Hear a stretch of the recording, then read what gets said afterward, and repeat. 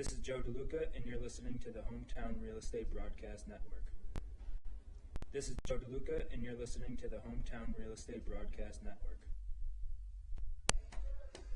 Hello and welcome inside Regency Furniture Stadium. Andrew Banstra alongside Stevie Bowen as we prepare to take you into the first of a 6-game homestand as the first place Southern Maryland Blue Crabs return here to Waldorf. Stevie, that feels pretty good to say. Something that we didn't get the chance to say a whole lot at the beginning of the season, as we said before, one of those big road stretches, 4-11 leaving Waldorf, and they've come back here 19-16 so far this season, as you said, setting a half game up in that ALPB North Division standings, and we're going to play solid team today, the Gastonia Honey Hunters. Yeah, the Honey Hunters, of course, here today enter in third place in the Atlantic League South Division, 8 games back of the Atlantic League South leading Lexington Legends. The Legends, the only team in the Atlantic League with a better record on the season than the Blue Crabs. But, Stevie, let's start here today. Before we get into today's matchup, let's talk about what the Blue Crabs have done, not just in the most recent road trip, but also, more importantly, what this Blue Crabs team has done since they last went to play Gastonia back on June 15th, of course. Southern Maryland had a 4-11 record on June 15th, as you mentioned. They went into Gastonia to play them for the first time in franchise history, swept the Gastonia Honey Hunters, including a Game 2 in which the Blue Crabs scored a season-high 13 runs in 1 inning. Incredible show of power on that day. That's kind of when the Blue Crabs bats really flipped the switch and made a big change in this season. After that, in my opinion, not only the most entertaining, but one of the most important series of the year was that High Point series, of course, when the Blue Crabs had 2 huge comebacks in the last 3 innings, and David Harris was a big piece of that, Stevie. You know, you said it earlier, they really flipped the switch. As we talked about, the Blue Crabs had a lot of problems, being a little too aggressive on the plate, being a little bit too aggressive at the plate, a lot of strikeout numbers, not taking as many walks. And we just didn't really see a whole lot of good hitting from this Blue Crabs lineup before that road stretch. That, as you said, absolutely flipped it on its head, and they've done a fantastic job so far. So after they won 2 out of 3 at High Point, they went to York and won 2 out of 3 at People's Bank Park in York, Pennsylvania. After that, Southern Maryland returned home for just a quick 4-game homestand in which they swept that very same York Revolution team. All of a sudden, the Blue Crabs had won 11 of 13 games. And on that very last game of the homestand, the Blue Crabs entered into first place in the Atlantic League North Division. There was only about a 24-hour period in which the Blue Crabs were not in first place since we last saw you here on the Hometown Real Estate Broadcast Network. After Southern Maryland left Regency Furniture Stadium, they went to Gastonia to take on the Honey Hunters. They won 2 out of 3 there, meaning they had then won 13 out of 15 games.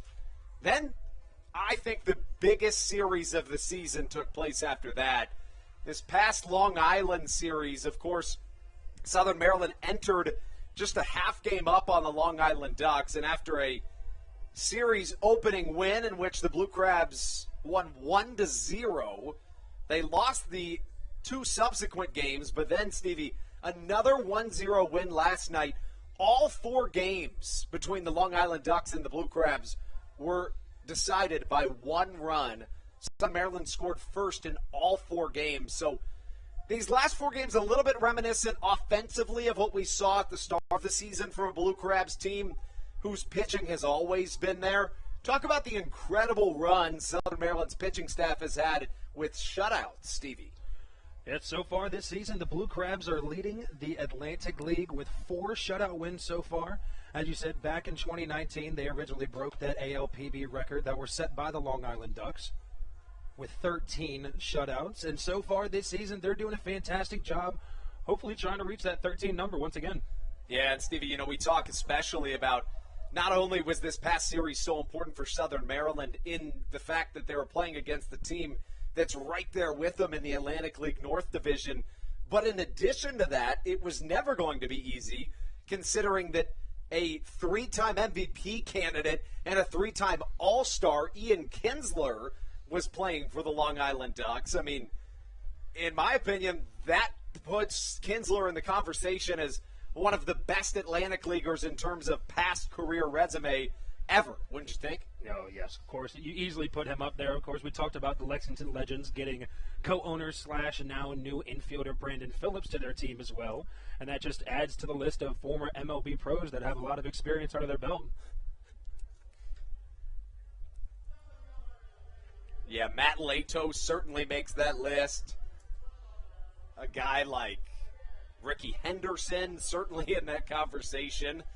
Probably atop that list. Jose Canseco on the list as well. Certainly some incredible names to have graced the Atlantic League over the course of its over 2 decades of play. Stevie, let's get into today's matchup. Your Southern Maryland Blue Crabs half a game up in the Atlantic League North Division, sitting in first place. They take a 19-16 record into a 6-game homestand. The first 3 games against the Gastonia Honey Hunters. The Honey Hunters in their first year in franchise history, in their inaugural season, I should say, enter play with a 14-19 record, third in the Atlantic League South Division, 8 games back of the Lexington Legends. And now we give you the starting lineups here on the Hometown Real Estate Broadcast Network. Leading off for the Blue Crabs will be the shortstop, number 12, Michael Baca. Batting second, the second baseman, number 6, Kent Blackstone. Batting third, the designated hitter, number 9, Dario Pisano. Pisano, Stevie, going to be somebody always very critical to the Blue Crabs' success. He was injured for the better part of our most recent homestand. He's come back into the lineup. Southern Maryland, however, is still suffering with a couple of injuries right now. Zach Collier, who had graced that 3-hole for a couple of days, finds himself with a slight injury. He'll be out for a couple more days. Matt Hibbert, another name to watch for. He's also out for the next couple of days, Stevie. Not quite considered day-to-day. Give him a couple more days before he'll be back. So really important that Southern Maryland continues to do well without some of their biggest bats in the lineup. Batting fourth will be the center fielder, somebody else that struggled with injuries, number 14, David Harris. Batting fifth, the third baseman, number 7, Josh McAdams. Batting sixth, the first baseman, number 15, Alex Crosby. And Stevie, we'll pause on Crosby for a second to talk about the incredible feat that took place for Crosby. He's a guy that entered the season not in an everyday role for the Blue Crabs, but after that Pisano injury, starting on June 15th against this Honey Hunters team, Alex Crosby began a 17-game hit streak. He lost it on July 3rd versus the Ducks, but by the time the streak ended, it was the longest streak in the Atlantic League in 21, and get this, the longest since 2013, I should say, for a Blue Crab. So pretty incredible feat by Alex Crosby. Crosby on the season hitting .323 with a .393 on base percentage. Batting sixth, after Crosby, I should say, is batting seventh, the catcher number 17, Joe DeLuca. Batting eighth, the right fielder, a newcomer to the Blue Crabs, Miles Williams. He wears number 24 on the back of his white Blue Crabs jersey.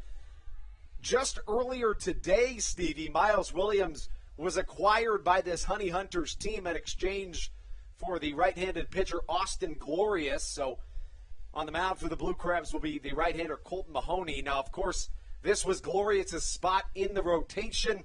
We'll see him tomorrow for the Honey Hunters. Again, Mahoney on the mound here today for the Blue Crabs. And batting ninth, the left fielder, number 11, Jake Lucci.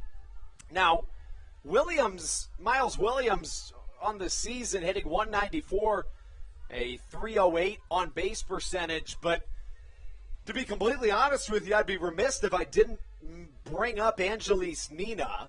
Angeles Nina was traded to the Blue Crabs from the New Britain Bees back in 2018. And where this kind of all comes back together is the fact that Nina was traded to the Blue Crabs on the day the New Britain Bees came to Waldorf and came in with a batting average that was not quite as good as you'd want. It was sitting under 100.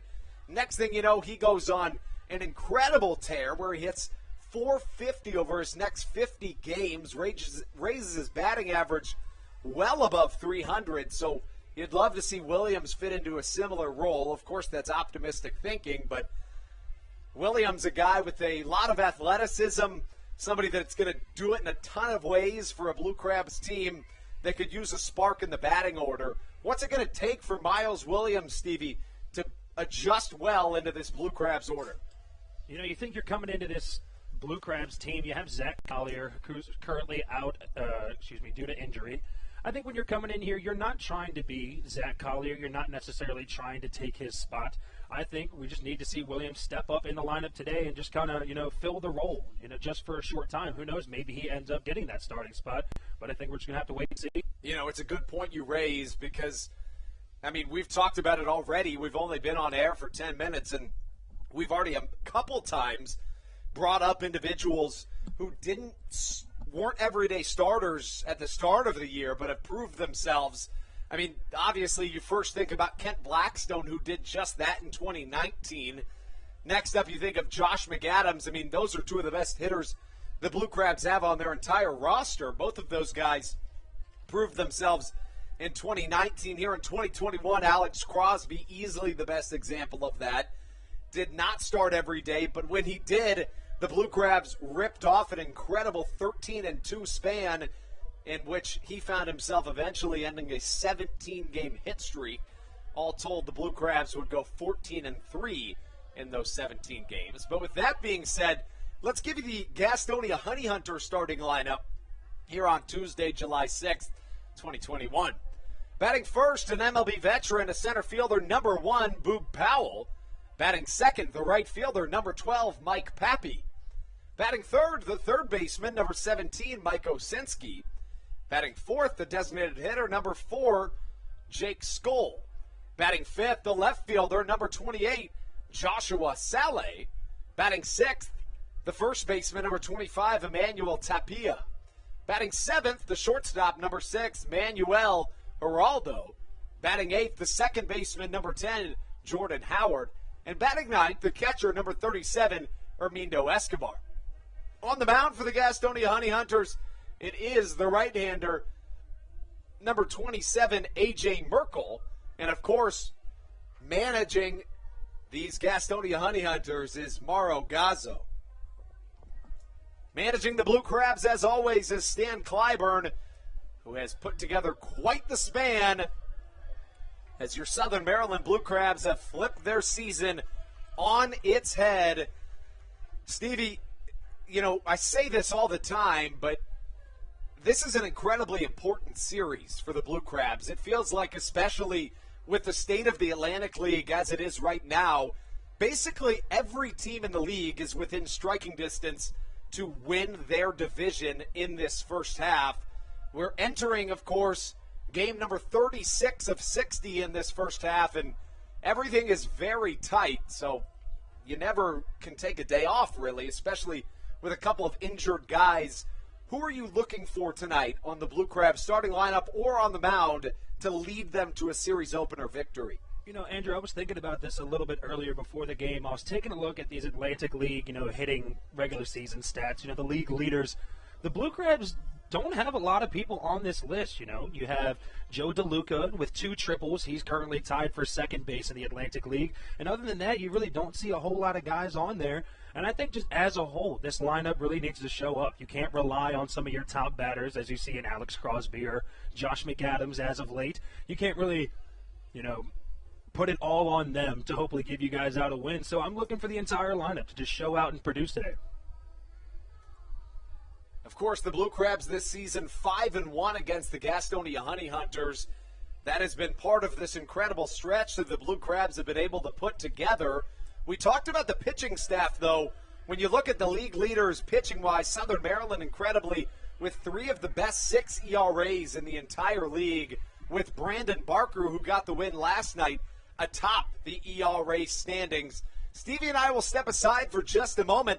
The national anthem's incoming, and when we come back, it's Blue Crabs baseball time right here on the Hometown Real Estate Broadcast Network.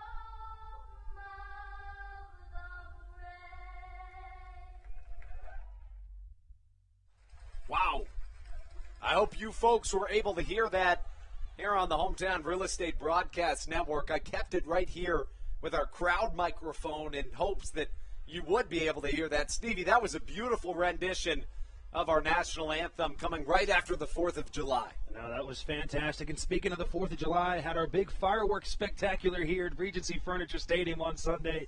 Had a huge show out from the Waldorf fans here in Southern Maryland, and it was just a fun time for everyone. Of course, it's important to mention that Stevie and I will be taking part in the Charleston Senior Living Community Baseball Bingo, as we will on every Tuesday here in this 2021 season, in which the Blue Crabs are here at Regency Furniture Stadium. Let's talk specifically about the man on the mound, the right-hander, number 26, Colton Mahoney. Of course, Stan Clyburn trusts in him a whole lot if he's going to trade Austin Glorious to fill that 4 spot. And to be honest with you, Mahoney has given him every reason to give him trust after his last couple of appearances. Those have been fantastic. We'll take you through those. Colton Mahoney's a guy that finds himself in his most recent start getting the win. That was back on June the 25th versus the York Revolution. He struck out 8 batters in that game, and at the time, going into that game, he had a 14 ERA. It's dropped down to 8 since. He's clearly found his groove here over these last couple of weeks. And as you said, this is a guy that started as a reliever for this team. You said has to have a lot of faith in him in order to trade off Austin Glorious, who is one of our top starters here.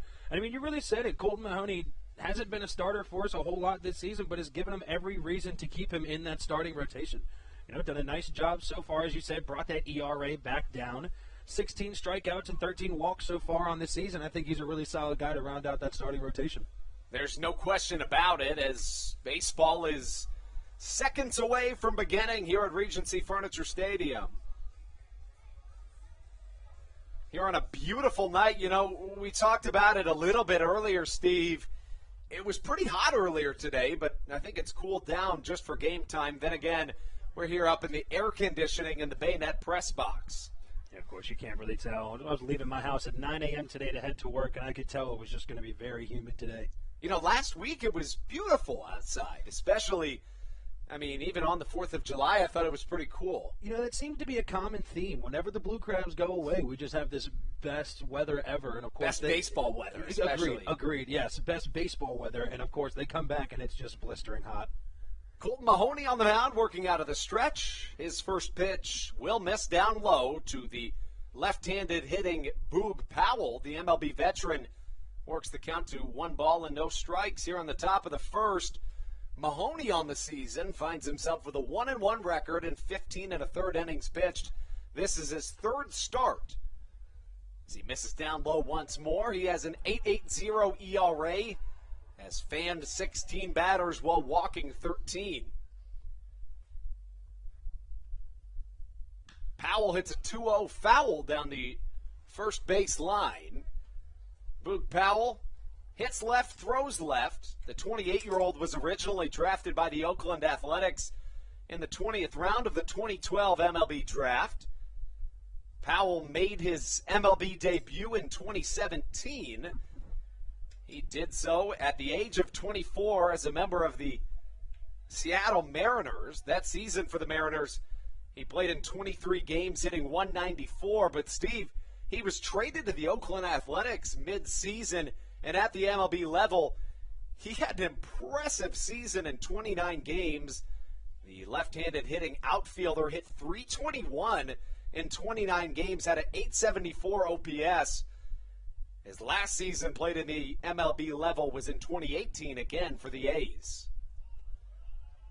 Powell fouls one down the third base line and into the stands, and just like that, the count works full at 3 balls and 2 strikes.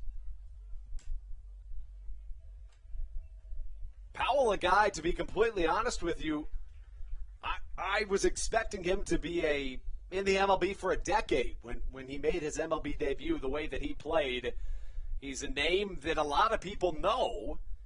He last played in affiliated baseball back in 2019 as he watches ball 4 cross and reaches base, first base runner of the game. As that brings up the right fielder, number 12, Mike Pappy. something that these fans might not know. Of course, there was the old Boog Powell, who played on, of course, the Baltimore Orioles from 1961 to 1964. Of course. Before moving on to a couple of different teams. But the Boog Powell that just had that at-bat was named after that Boog Powell, but share no relation. Interesting. I that is something that I knew but didn't remember until I just looked it up, and that just blows my mind that Boog was the name that they went. I love it. I think it's a fantastic, entertainer name. I do too, and especially if you're a big baseball fan and your last name is Powell, it makes that decision a little easier as a tough play to the right side gets past the outstretched glove of Alex Crosby, and the Blue Crabs are in trouble here in this bottom of the first after Mike Pappy singles over to the first base side. Steve, we talk about this Blue Crabs pitching staff that's been fantastic here of late. They haven't done so without their own fair share of struggles that they had to work around, however.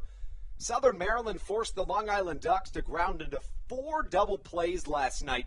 That's tied for the most in an Atlantic League game since 2017. That's really impressive, especially coming from this Blue Crabs team. We've seen them have a little bit of struggles trying to turn too. It just seems to happen when the fastest guy on the opposing team happens to be at home plate. So nice job by them last night. Now up to bat number 17, Mike Osinski. 3 of those double plays were inning-ending double plays. The very final double play turn by the Blue Crabs defense was a much-needed one with a 1-0 lead in the bottom of the 8th inning. Dalton Geekie ran into a little bit of trouble. He allowed the first batter up to single. There was a bunt error by the first baseman, Alex Crosby, and then a base hit bunt. Both of those, I believe, were intended to be sacrifices. But nonetheless, with no outs, the Ducks loaded the bases in a critical game. Southern Maryland clinging on to a 1-0 lead, but Geekie forced Jesse Berardi to ground back to him at the pitcher's position. He threw home. Joe DeLuca threw to first, and it was a 1-2-3 double play. So really good job working around some jams, of which Colton Mahoney finds himself in now after he walks the bases loaded to Mike Osinski. The Honey Hunters have done a nice job so far just in this top of the first inning, really having a lot of patience there at the plate. A lot of these calls are super close, right on the inner half of that strike zone. But as we said, the electronic scoreboard just doesn't like him, as now he's got bases loaded with nobody out. That gives way to Jake Skoll. Skoll was originally a first-round draft pick by the Texas Rangers back in 2010. He was selected 15th overall back in that 2010 draft. Takes the first pitch he sees off the outer edge, 1-0 the count.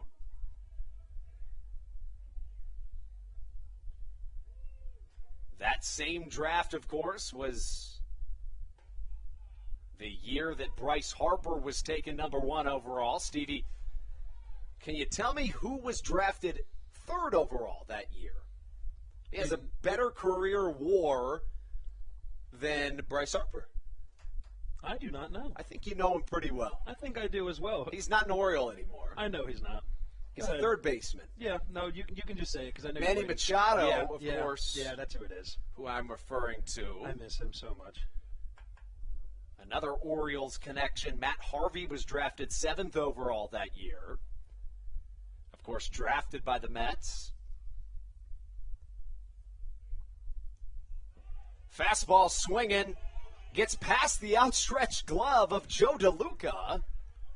That was a very interesting play. It appeared as though the base runners were confused. Of course, on a drop third strike, if first base is occupied, you can't run. Probably the right move anyways by Jake Skoll to try to run to first, but good base running to stay home at first, second, and third. Puts one away with the bases loaded in a much more manageable situation for Colton Mahoney. It wasn't a terrible idea there by Boog Powell down over there on third base. The ball shot past DeLuca very quickly, but that velocity behind there just helped it bounce right off the backstop and back to him. So nice heads up being able to see and stay back on third. That brings up the Atlantic League home run leader, number 28, Joshua Saleh. First pitch he sees misses on the outside corner, 1-0. Now, Saleh was drafted. This is pretty remarkable, in my opinion. I like little tidbits like this, as you may have come to know, Stevie. Oh, really? Josh Saleh was drafted. We were just talking about that 2010 draft in which Jake Skoll was drafted 15th overall. Joshua Saleh was taken just 2 picks after him, the 17th overall pick in the 2010 MLB draft. A lot of big names in that draft. Noah Syndergaard was taken 38th overall. So, of course, if you were to add up the draft selections of both Saleh and Skoll, that's not even 38. Of course, 15th and 17th into the 32. Syndergaard drafted 38th in that 2010 MLB draft. Curveball inside, diving out of the way. And into the line of fire is Joe DeLuca. What looked like a really awkward play, it turned out to be a super athletic play by DeLuca behind the plate, seeing that breaking ball low and away in the dirt. You know, sometimes it's hard being able to slide over and get in front of those, but nice job by him. Another big name in that 2010 draft, Nick Castellanos. He was drafted 44th overall. It's kind of the fun part of the MLB draft is that you feel as though every player that your team selects could be the next Bryce Harper, of course, or maybe even a Manny Machado. But, you know, you never know who's going to do what. That's what makes it so fun in that MLB draft.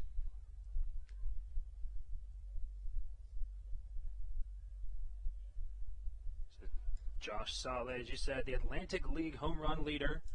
14 home runs alongside 37 RBIs so far for him this season. Putting up a .282 batting average. This guy really knows how to hit the ball. He lines one down the right side, foul. You know, Saleh's story is pretty remarkable, Steve. We mentioned the fact that he was drafted 17th overall by the Tampa Bay Rays, but after playing for the Rays in 2011 and 2012, he did not play in 2013. In 2014, he played at the high A level, but that was his last year of professional baseball until 2021, which is fair to say an unusual pathway to the Atlantic League. A first-round draft pick, 3 years in the minors, and then you stop playing baseball from 2014 until 2021. But Saleh hasn't skipped a beat. This could be a sac fly. Hard hit to the left side. Jake Lucci catches, and 1 run will come home to score as Boog Powell crosses home. But to be completely honest with you, Steve, with the bases loaded and none down, you'll take just 1 run. That's what I was going to say. I will take that every day of the week. Nice job by Colton Mahoney, as you talked about. Got himself in a bases loaded, no out jam. Was able to sit down Jake Skoll and comes in here, now has 2 outs with just runners on first and second. That brings up Emmanuel Tapia. Tapia, the first baseman for this Gastonia Honey Hunters team, wears number 25 on the back of his gray Gastonia jersey. The jersey, of course, features the inaugural season patch on that left sleeve. Tapia, 25 years old, out of Santo Domingo, Dominican Republic. Bats left, throws left. 6'3", 215 pounds.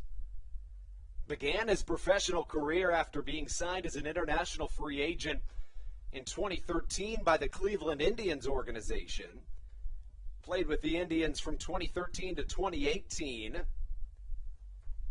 reaching as high as high A Lynchburg. Fouls one into his own shin. He didn't play in 2019 and, of course, didn't play in 2020, so much like Saleh, Tapia hasn't played professional baseball in quite some time, and that's something we've talked about a few times this year, Steve. It's hard to take 1 year off, which basically everybody did last year, but anything more than that is pretty darn impressive. Alex Crosby fields and steps on it himself, and Southern Maryland takes a deep breath and exhales with a lot of stress off their shoulders. I guess I say that. That's how I feel, Stevie. Colton Mahoney loads the bases up but only allows one run to come across and score. What a turnaround from the right-hander. The Gastonia Honey Hunters up here early against your Blue Crabs. When we come back, it's Michael Baca, Kent Blackstone, and Dario Pisano right here on your home for Blue Crabs baseball, the Hometown Real Estate Broadcast Network. This is Andres Riceno, and you are listening to the Hometown Real Estate Broadcast Network. This is Andres Riceno, and you are listening to the Hometown Real Estate Broadcast Network. This is Andres Riceno, and you are listening to the Hometown Real Estate Broadcast Network. This is Andres Riceno, and you are listening to the Hometown Real Estate Broadcast Network. This is Andres Riceno, and you are listening to the Hometown Real Estate Broadcast Network. This is Andres Riceno, and you are listening to the Hometown Real Estate Broadcast Network. This is Andres Riceno, and you are listening to the Hometown Real Estate Broadcast Network. This is Andres Riceno, and you are listening to the Hometown Real Estate Broadcast Network. This is Andres Riceno, and you are listening to the Hometown Real Estate Broadcast Network. This is Andres Riceno, and you are listening to the Hometown Real Estate Broadcast Network.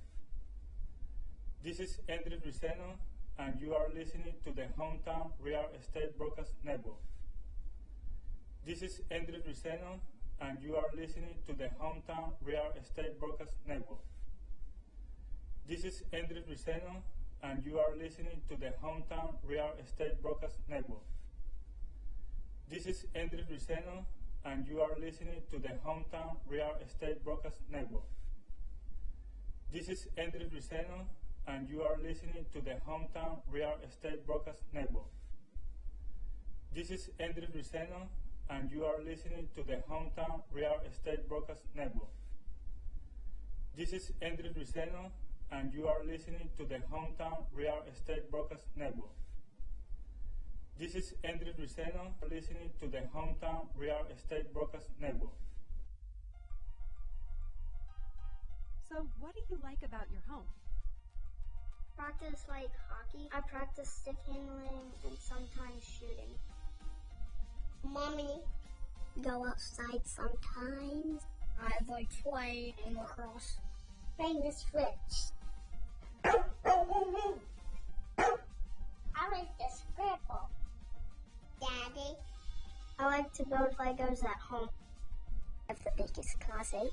Riding my dirt bike. We help you home. At Hometown Real Estate, we want to help you and your family home, whatever that takes and whatever that means to you. Give us a call at 888-225-2736 or online at helpyouhomebluecrabs.com.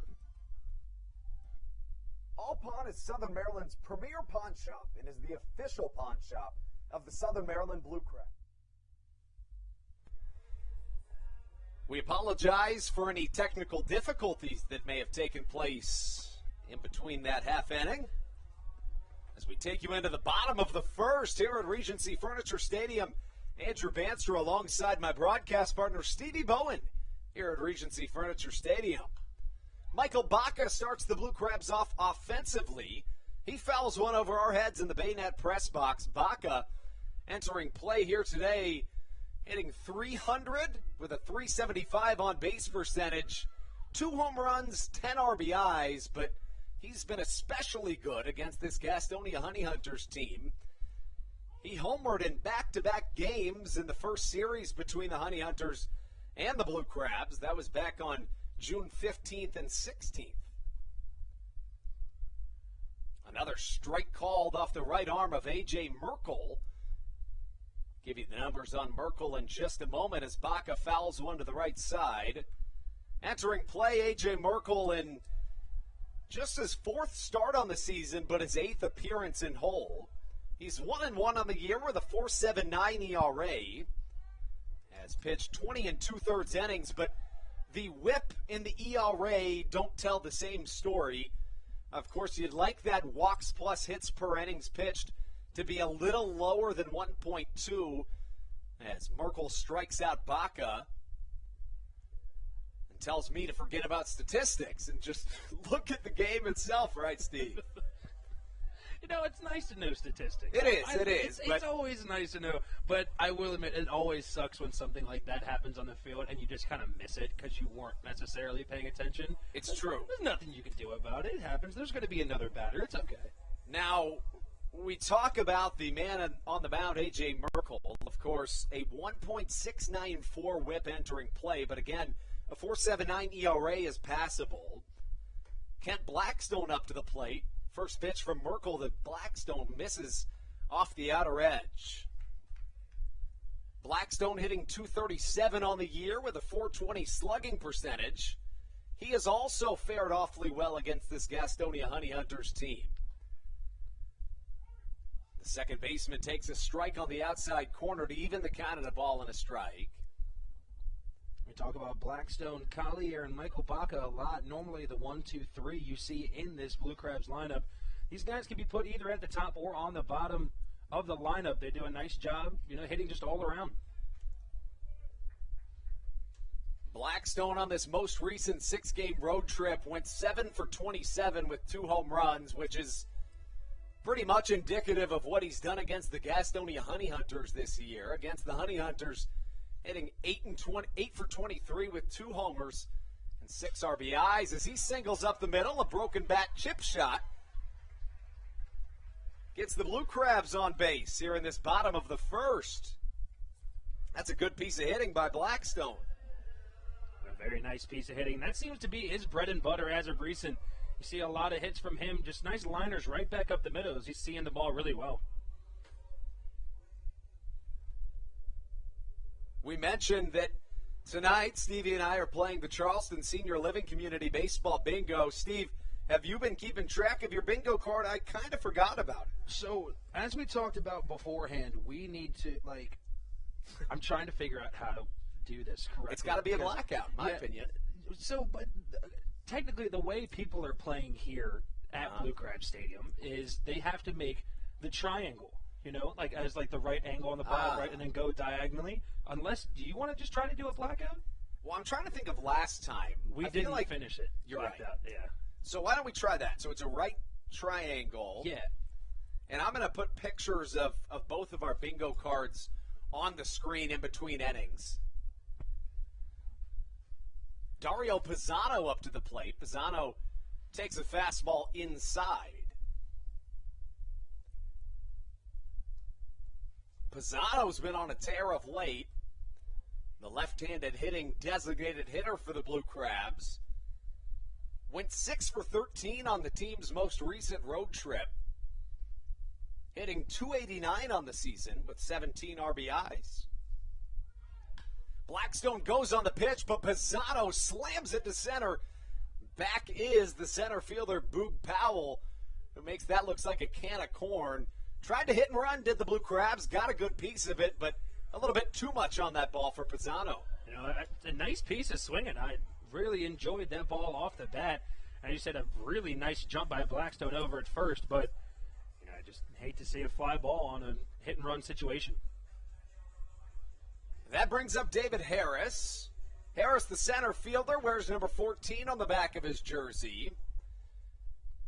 Hitting .214 on the year with 4 homers and 20 RBIs. So, Andrew, what are some of the ones you have in your triangle for this bingo board? That's a good question. Why don't we'll stay on the air in between this next half inning. True. And we'll just walk through everything bingo related. And in fact, fans, anybody listening, if you're interested, you're invited to screenshot your screen when you see Stevie and I's bingo cards pop up and try to play yourselves at home.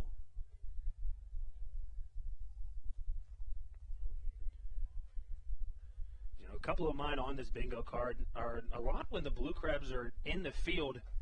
There's a pickoff move by Merkel over the first. Blackstone back easy. See, I got a couple of them out recorded in foul territory. That can only happen when they're out on the field, of course. There's center fielder put out. I have a shortstop put out to double play. A couple of those on those. Now 0-1 pitch to David Harris. That one's going to be high and out of the zone. 1-1 the count to the center fielder. As it normally plays right, but as you said, Zach Collier out due to injury, so David Harris has stepped into that center field spot. As Merkel requests the signs once again from his catcher, Amindo Escobar. Looked like a changeup tried to hit that bottom right-hand corner of the strike zone. That just went a little too far outside. Count now 1-2.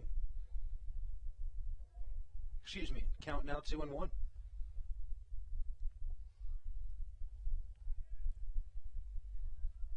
So David Harris produces a lot of power for the middle of this Blue Crabs lineup. We've seen him in the 4-5 spot a couple times. We saw him up in the 3rd spot last time they were home. And way in front of the breaking balls, he's able to foul that one off. Count runs even at 2 balls and 2 strikes.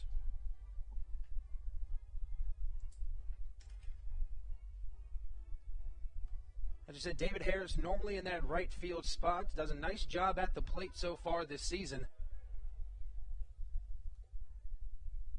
As he comes through with a couple clutch home runs here for the Blue Crabs late in these games, especially on that last road stretch. So David Harris batting .214 so far this year with 4 home runs, 20 RBIs for him, with a .292 on-base percentage. As he had a slow start to the season, but just like the rest of these Blue Crabs bat, is able to wake up.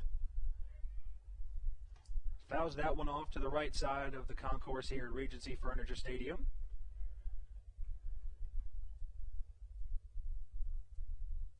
Blackstone awaiting at first base, 2 outs here in the bottom of the 1st inning.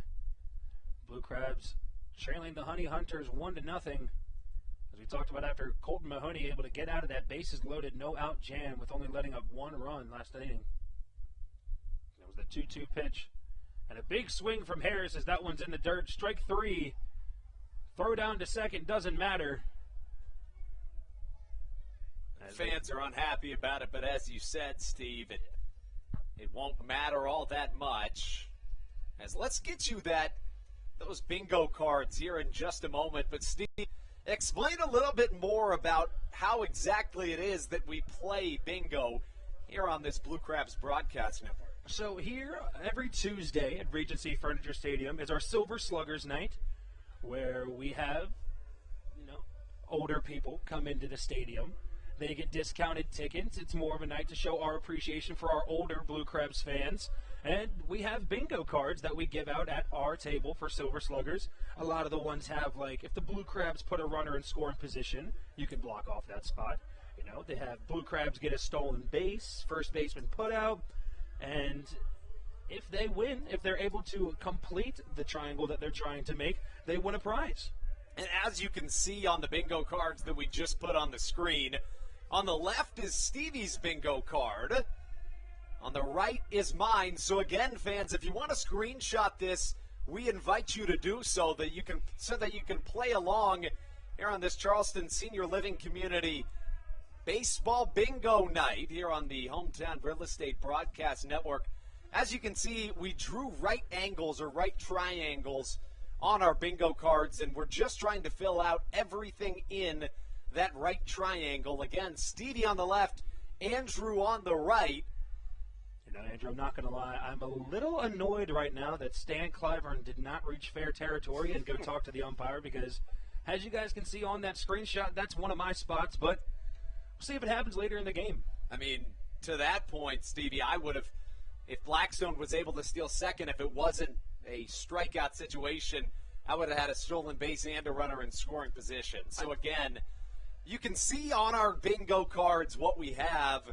Stevie, what's the most important play that you need to happen in this game? What's going to be the hardest one for you to get?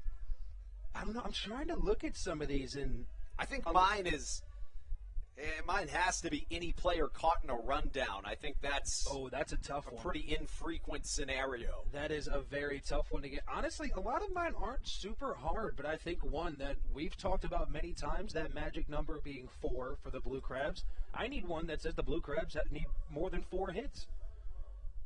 So hopefully that's easy. Yeah, one of mine is 3 or more extra base hits. For the Blue Crabs. You got a hard one. I did. You got a very complicated. I have another one in here as well. Fans, if you are taking place in this hometown real estate bingo, anybody that gets a bingo will win 2 free tickets to a Blue Crabs game. So comment below whether you're joining Team Stevie or Team Andrew. Not exactly sure what's going on here between the managers and the umpires, Steve, but there is a meeting down there at home plate. You know, Andrew, we talked about this the last time there was a meeting. We weren't really sure what was going on. Neither one of us are very good at reading lips. Have you gotten any better since the last time? I haven't. Okay. I got to admit it's something I have not been working on, however. Okay. I have been. I guess that just, So go ahead. Well, I'm not good at it, but I have been working on it. Well, effort's all you can ask for. I just think, I would just like to put it out there, the effort is being made. You got to wonder if they're talking about the electronic strike zone, which has played some factor into this contest, but I've seen maybe 2 calls that could have gone either way. But in fairness, Steve, whether it's an electronic umpire calling it or it's a human umpire, you're going to have at least 1 or 2 calls per inning that you're going to look back and be like, wait, hold on, I felt the opposite way. As here comes the groundskeeper, Ben Baker, to tend to the right-handed batter's box. So that's most likely what that conversation consisted of. You talk about a guy who has a lot of heart that really puts his all into this team. It's Ben Baker, the head groundsperson. It's true. Ben does a very good job as he applies some turfus to the right-handed batter's box.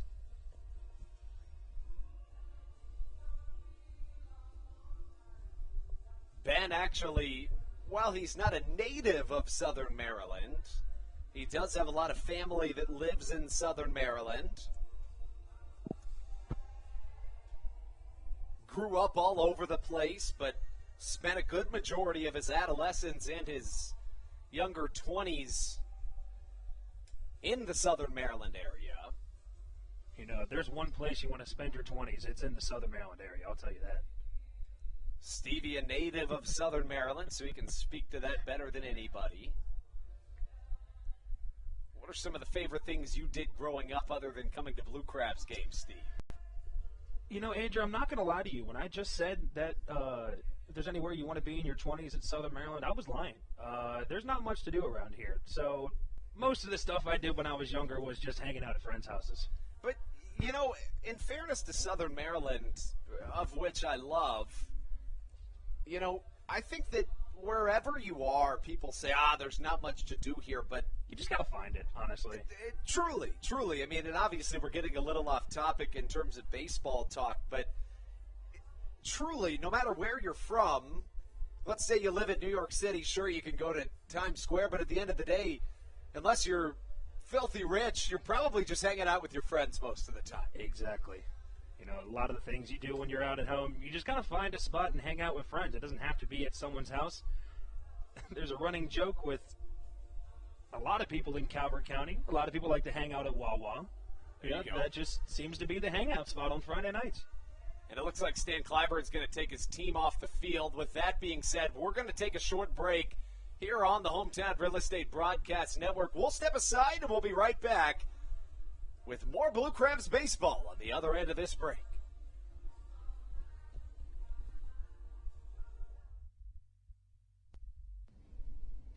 This is Daryl Thompson, and you're listening to the Hometown Real Estate Broadcast Network. Chick-fil-A of Charles County has been a proud supporter of the Southern Maryland Blue Crabs since their inception in 2008. For years, they have sponsored the Southern Maryland Blue Crabs, America's prisoners of war and missing in action. In between the second inning of each game, there is a moment of silence brought to you by Chick-fil-A. The Southern Maryland Blue Crabs appreciate and respect not only Chick-fil-A, but all of those that have served our great country. The seat that they sponsor was made possible by Chick-fil-A of Charles County. Thank you so much, and visit any of your Charles County Chick-fil-A locations today.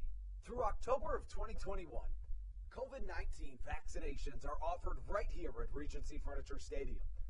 No appointment necessary. Just swing on by and get your COVID-19 vaccination today. Take one for the team, Southern Maryland. Get the vaccine.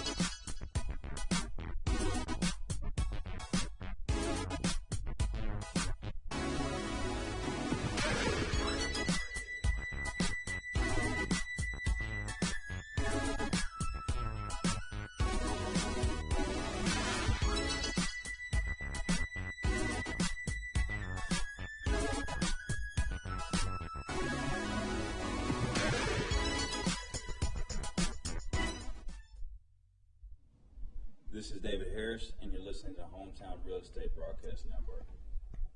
Well, Stevie, the thing I love about my job is that everything or every day is different from the last. You wake up in the morning and you have no clue what is going to happen throughout the course of the day. No idea.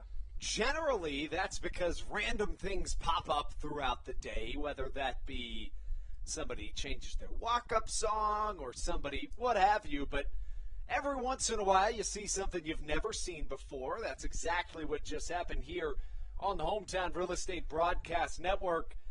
Over the weekend, we did, as you mentioned, Stevie, we had a 4th of July celebration on the field. So the field took some wear and tear that it generally wouldn't, being that there was tons of people. 5,000 people were here, most of them on the field. So, of course, you're going to have some unusual wear and tear. It looks like that's exactly what happened. And any Gastonia Honey Hunters fans tuning in must be thinking to themselves, boy, am I glad we have a turf field.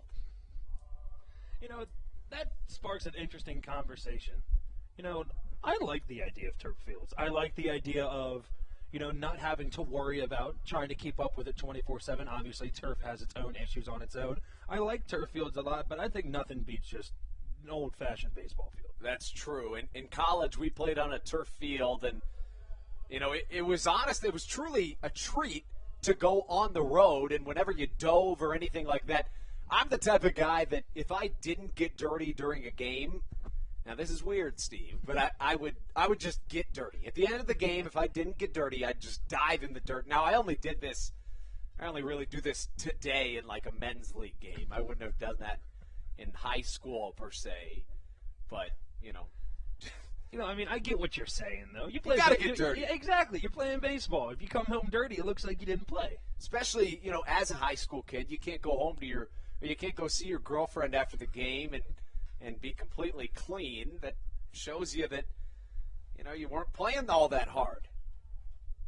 And we're back into action. We've talked about a lot of things on this broadcast, not baseball related, but that's one of the things Stevie and I like doing. We like kind of a Stuart Scott-esque broadcast. Of course, Stuart Scott, one of the greatest of all time, as Colton Mahoney, after a long break, strikes out the first batter he comes to face. Man, Stuart Scott, what a legend. True. If you're unfamiliar with Stuart Scott, you must have never watched SportsCenter, but guys like me and Stevie, we grew up on Stuart Scott. A fun fact about myself, I don't know if anybody's interested in hearing it, but I'm going to tell you anyways. I am, Andrew. When my brother and I were little, as Colton Mahoney steps in to face off against the second baseman, number 10, Jordan Howard, after striking out Manuel Gerardo. When my brother and I were really little, I'm talking like elementary school, we used to wake up at 5 o'clock every morning so we could watch SportsCenter twice all the way through before we went to school. And we wouldn't leave until we had seen the top 10 plays for the second time. I was always very big into SportsCenter as well. Of course, the top 10 plays, which arguably everyone's favorite segment of it. You see a lot of cool things. If I had missed the top 10 plays, my entire day was ruined. Yeah. I wasn't, on the level of, you needing to watch the entire thing twice. Right. Of course, I would catch little bits and pieces here and there, but if I had missed the top 10 plays, even the number 10 play, you know what, I'll scratch that. I could miss like the number 10 play, but if I missed the number 1 play, scratch the whole day, try it again. It's true. It's very true. Daniel Fields, a member of the Long Island Ducks, was on the top 10 plays a couple of years ago as a Long Island Duck when he robbed a home run. But, we talk about guys like Stuart Scott, Scott Van Pelt, another one that really kind of changed the way that sports are covered. That combined with social media, I would say, get us to kind of the landscape we're in, where it's a joke or meme-driven industry in many regards. As Jordan Howard is hit by a pitch, and he'll reach base. I may have misspoke there. Of course, it's fact-driven, fact-based, but with a more light-natured tune to it. I'm of the opinion that it's very important to remind ourselves that even though I'm a guy that has basically had baseball in every aspect of my life, you got to remind yourself it's just a game and to have fun with it. That's kind of the approach we take to our broadcast. Of course, at the same time, we're very statistically driven as we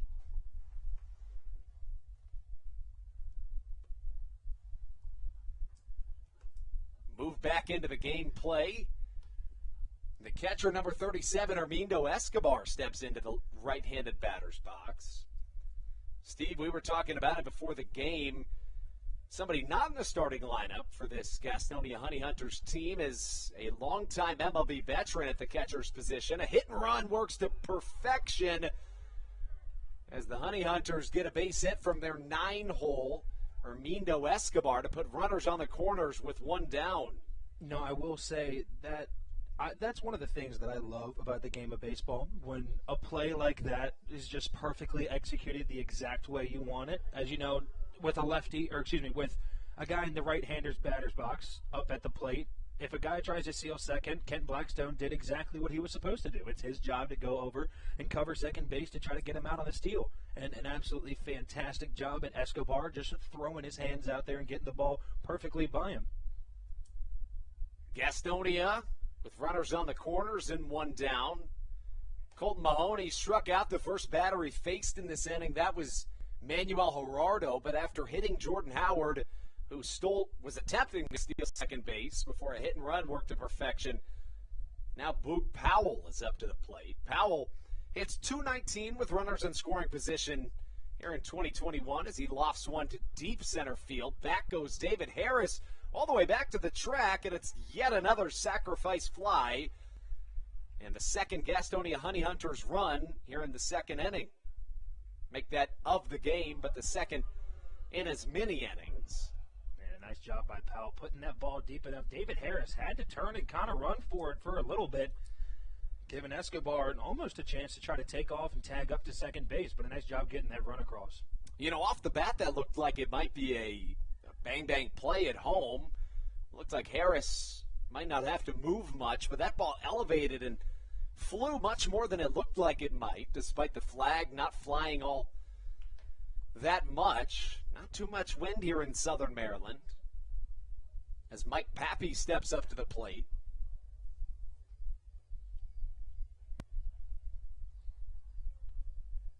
Pappy awaiting the 1-0 pitch from the right-hander Colton Mahoney. It's a cutter that catches the outside corner.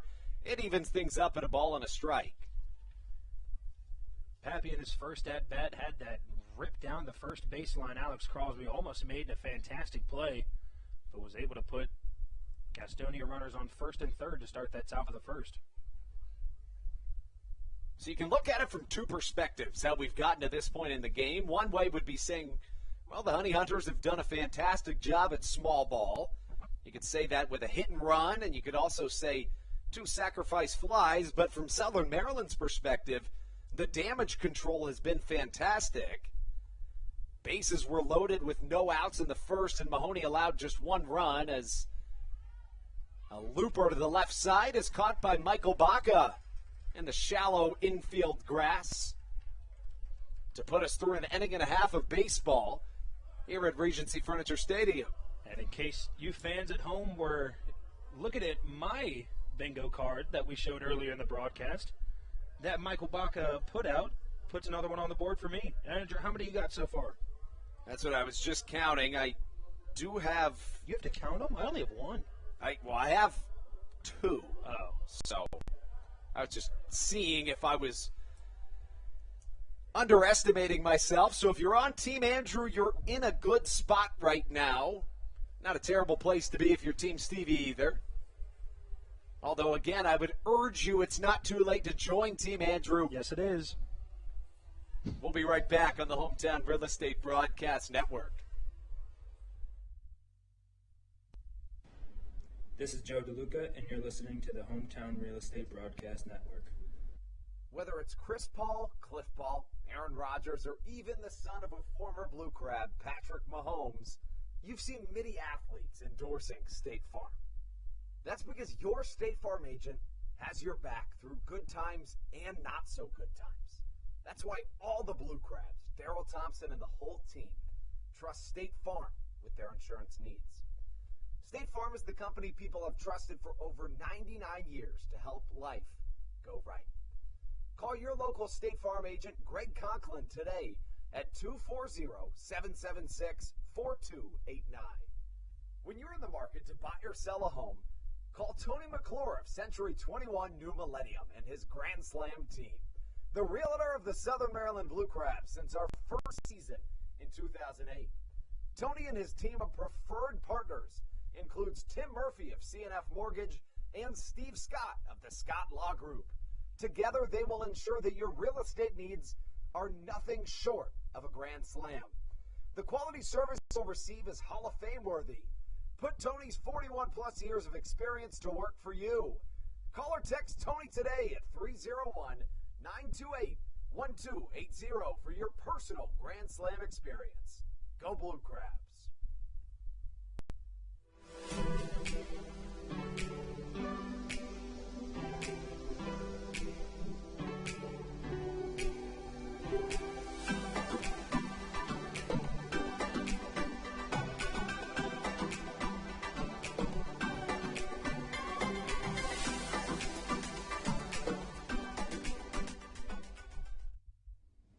This is Mike Devine, and you're listening to the Hometown Real Estate Broadcast Network. Into the bottom of the second we go here on the Hometown Real Estate Broadcast Network. Andrew Banstra joined by Stevie Bowen. Josh McAdams set to lead us off. McAdams, the third baseman, wears number 7 on the back of his Blue Crabs jersey. The third baseman hitting .252 on the season. That included an incredible stretch from June 25th to June 30th in which McAdams went 14 for 24 with 4 doubles, 3 home runs, and 12 RBIs. McAdams was magical in that last homestand held by the Blue Crabs. Third baseman fouls one to the right side to begin this bottom of the second inning. A.J. Merkel back out onto the mound. So you talk about Josh McAdams a little bit. Start the season was in a whole lot of strikeout trouble. As we talked about, this Blue Crabs lineup, not a whole lot of patience at the plate to start the season. That they could really showed in their strikeout numbers and their lack of walks. But talking about a guy that has really just turned around his approach at the plate is Josh McAdams. We spoke quite a bit earlier in the game about the amount of MLB veterans and high draft picks that this Gastonia team has on their offense. A.J. Merkel, a guy that while he's played fantastic to this point, really in the season, but also in this ball game, this is his first year of professional baseball, which is not something you see a whole lot in the Atlantic League. The right-hander played 3 seasons at Oklahoma Baptist. In those 3 seasons, he combined for a 9-6 record with a 4.55 ERA. The strikeout numbers were off the charts, however, as Josh McAdams lines one to the right side. What a catch by the second baseman, Jordan Howard, jumping out of the gym. You know, we were talking about ESPN earlier. If you guys have seen pretty much all day today, ESPN has been posting about it. Fernando Tatis made a fantastic catch at shortstop, almost identical to the one that Jordan Howard just made, and fantastic play for the first out of the inning. If you didn't say it, I was going to. I mean, that was literally the same play just on the other side of the field. I will say, though, in Tatis's video, I saw someone quoted the tweet. Did you see he jumped while in midair? Like, he was able to just fling his body higher and grab that ball. What I was going to say as well is that in a sense, it almost looked like that's what Howard did. Mm-hmm. He kind of took a second jump and robbed Josh McAdams of a base hit. Alex Crosby now to the plate. You know, when the guy in the field makes a play like that, you can't really be mad at yourself. That was a good hit by Josh McAdams. Nice solid base hit to the opposite field. Was supposed to just squeak right over his head. Merkel gets some help from his defense that now shifts to the pull side of the left-handed hitting Alex Crosby. He hammers one down the right field line, and yet another fantastic defensive play from this Gastonia Honey Hunters team as the right fielder Mike Pappy dives, laying out to rob Alex Crosby of a base hit. You know, you're at this point in the lineup. I know it's early in the game, of course, but the Blue Crabs are making solid contact on the ball. We saw Kent Blackstone with a nice base hit right back up the middle. Dario Pisano, even though it was a fly out to deep center field, and I mean deep center field, it was a nice at-bat. It was a nice piece of hitting. I think these guys just need to tweak just something just a little bit to hopefully get some of these balls to drop. Solid contact all the way around for Southern Maryland as Joe DeLuca looks to squeeze one through. A very unique defensive setup for this Honey Hunters team, who shifts Joe DeLuca to the pull side heavily on the right side of the infield. Does the same at the shortstop position, but not quite as much at third base. DeLuca thinks about a push bunt, but pulls back instead. You know, that's not a terrible idea here for Joe DeLuca at the plate. We've seen him a couple of times this season. You know, he's normally not the guy to lay down a bunt, but he's laid down a couple nice ones down that third baseline. You know, you see how far off Mike Osinski's playing. I mean, wouldn't be a terrible idea. It's something that's certainly in his bag of tricks. He likes pulling out that bunt every once in a while. Additionally, DeLuca, somebody that is no stranger to the opposite field. So if I'm him, I'm thinking sit back on something and push it through the gap in between Osinski at third and the third base bag itself. Additionally, a massive gap in between the second baseman and shortstop. The 2-1 up and inside, and DeLuca takes for ball number 3. DeLuca wears number 17 on the back of his jersey. The switch-hitting catcher hits .221 on the year, 1 home run, 16 RBIs. Half of those RBIs came in 3 games against the Honey Hunters in the first series between these two teams. from June 15th through June 17th. He had 8 RBIs in 3 games. He and Baca were the 2 offensive stars in that 3-game set. Baca had 2 home runs. Both of them scored DeLuca. 3 balls, 2 strikes the count to the veteran catcher, Joe DeLuca, who chokes up on the bat with a 2-strike approach. On the mound tomorrow for the Blue Crabs will be the right-hander Sam Burton, who has had the turnaround that anybody would ask for. His last 2 starts have been nothing short of magnificent. His most recent was in a series opener back on July the 2nd in Long Island. Tossed over 5 innings of scoreless baseball en route to getting a win in a 1-0 shutout victory. The 3-2 once more. This time it skids in front of home plate. And a 7-pitch walk puts Joe DeLuca aboard. A nice job by Joe DeLuca. All that patience at the plate, able to take that 1-2 count and turn it into something pretty.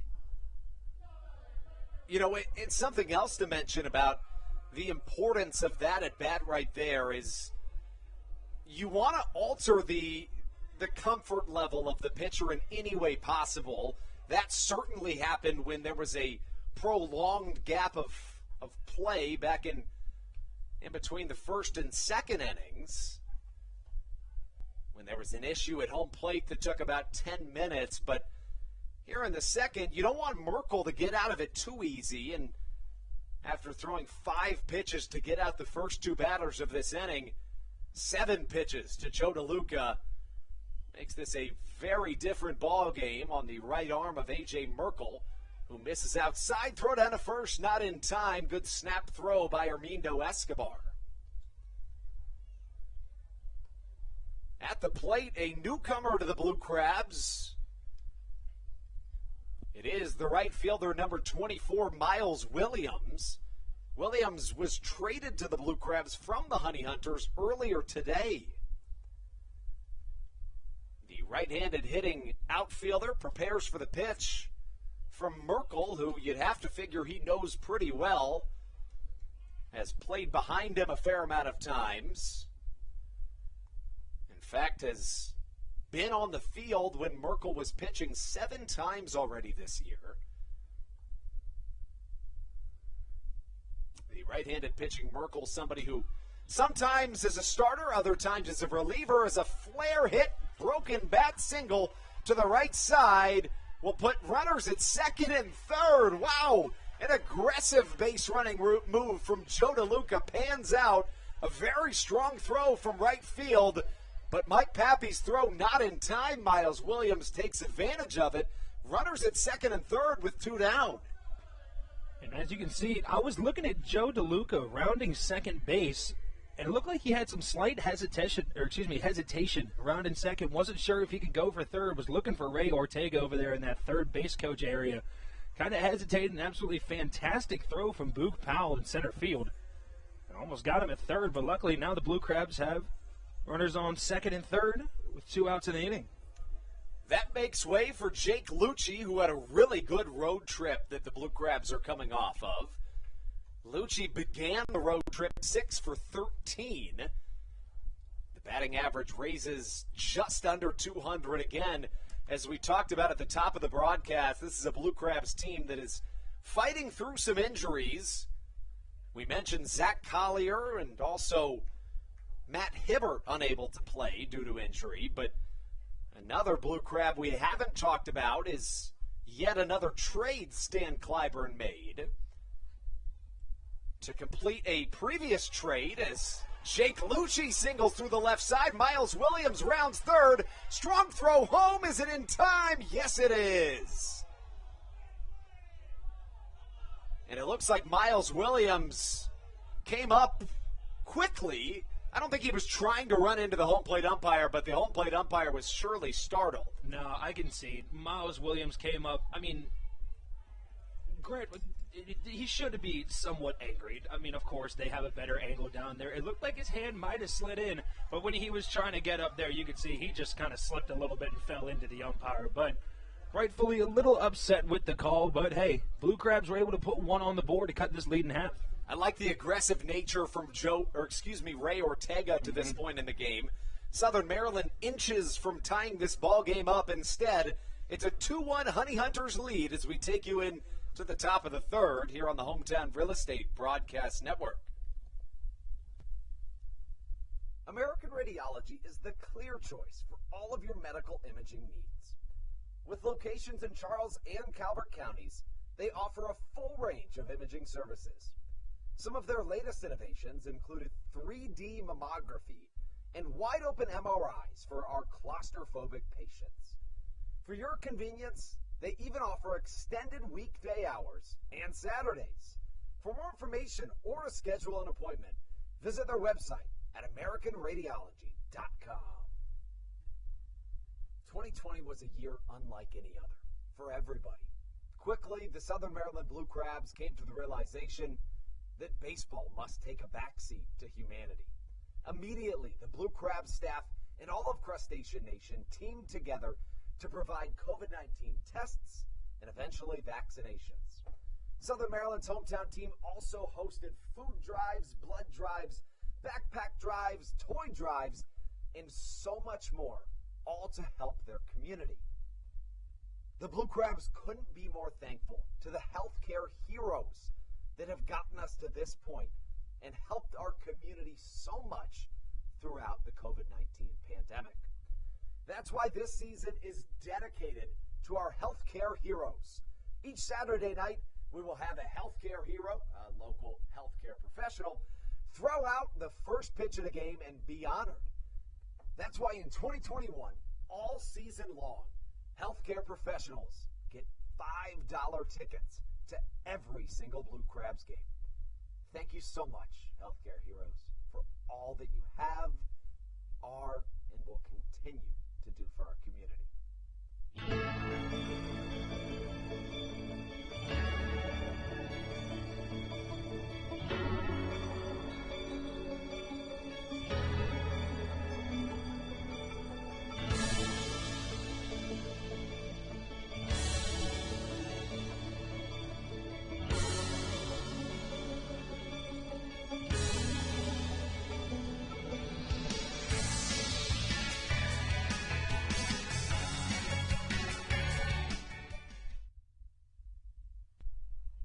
Welcome back inside Regency Furniture Stadium. Andrew Banstra, joined by my broadcast partner Stevie Bowen. We take you into the top of the third inning. Colton Mahoney coming back into his third inning of work. The right-hander has allowed a run in each of his two innings to this point. Back in the first, it was not looking great to start the inning when the bases were loaded with no outs, but a fantastic job by Mahoney to work around the jam. Allowed just one run. It came on a sacrifice fly. In the second inning, that's the same way the Honey Hunters scored. Gastonia plated yet another run, again on a sacrifice fly. A fastball drilled into the right center gap. Back goes Miles Williams. First play defensively as a Blue Crab, and Williams shows off the speed. That looked like it had extra bases written all over it. Off the bat, you see hits like that come off the bat and your heart just kind of sinks a little bit. You're like, wow, that's a great hit, but kind of stinks. Absolutely fantastic job by Miles Williams. I did not think he was getting to that ball. We've seen a lot of really good defensive play here today already, but additionally from this Blue Crabs team in 2021, whether it be pitching or defensive fielding, this is a Southern Maryland team that is among the best teams in the Atlantic League in those categories. The bats have come around of late, but you can always bet that the pitching will be there. When it comes to the bats, the magic number is 4. The Blue Crabs this season are 16-5 when they've scored 4 or more runs. They are 3-11 when they score 3 or less runs. But with that being said, Southern Maryland won twice in the last 4 days when scoring just one run.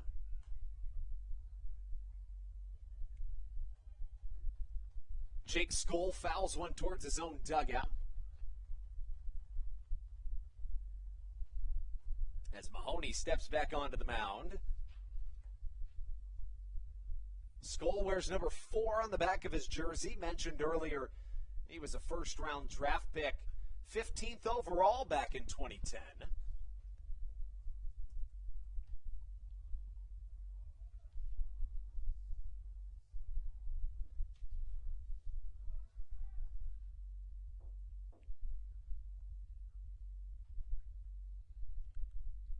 It's an 0-2 count here for the designated hitter in Skoll. Colton Mahoney on the mound had a rough top of the first inning, able to come back with only 1 run across. Honey Hunters have done a nice job, just 2 hits so far, 2 runs for him on the board. As a third pitch from Mahoney, breaking ball stays a little far outside. Count runs 1 and 2. Comes a 1-2 pitch from Mahoney, fastball. Misses on the outer half of the strike zone. Count runs even at 2 balls and 2 strikes here with 1 out in the top of the third inning.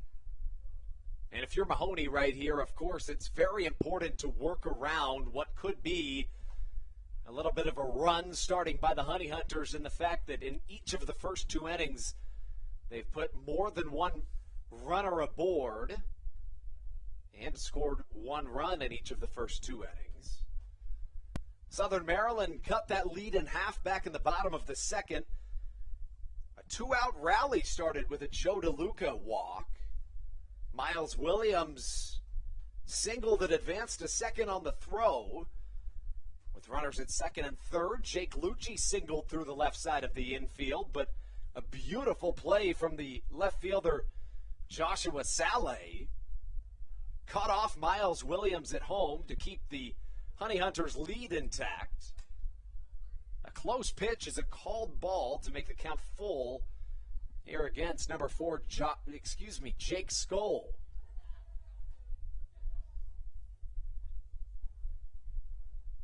Mahoney's pitch. A changeup chopped to the right side. Blackstone gobbles, throws across the infield, and out number 2 has been recorded.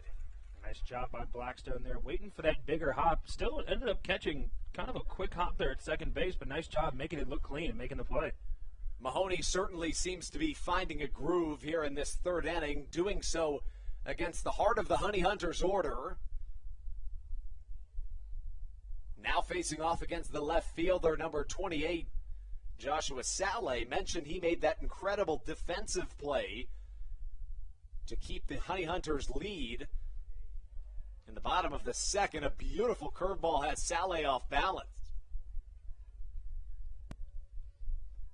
So we saw 2 good plays by the Honey Hunters defense back in that bottom of the second inning, as you saw Boog Powell from center field with an absolute rocket coming from deep into the right center corner. Almost got Joe DeLuca at third, and as you said, Saleh able to hose Miles Williams at home. Saleh has been on fire of late as he fouls one off, and looks like he twisted his knee a little bit awkwardly there, but in his last 4 games, he has been unbelievable for this Honey Hunters team. In his last 4 games, he has 9 hits. All of those coming in a series with the High Point Rockers. In that series, the comeback story of the year to this point, Joshua Saleh entered play with a .240 batting average. That average raised all the way up to .282 by the end of the series. Additionally, he hit 4 home runs while plating 12 RBIs in those 4 games. So it's safe to say that Joshua Saleh has the hottest bat in the entire Atlantic League right now. However, he's been silenced to this point by Colton Mahoney. A big curveball swung on and missed. Mahoney ends the inning with a 1-2-3. As there's some confusion on the field, I beg your pardon. I was a little perplexed as to exactly what was taking place on the field of play. Nonetheless, it is 3 outs, and that gets us into the bottom of the third. Mahoney with a scoreless top as we bring you into the bottom. When we come back, it's the top of the order. Michael Baca, Kent Blackstone, and Dario Pisano here on the Hometown Real Estate Broadcast Network.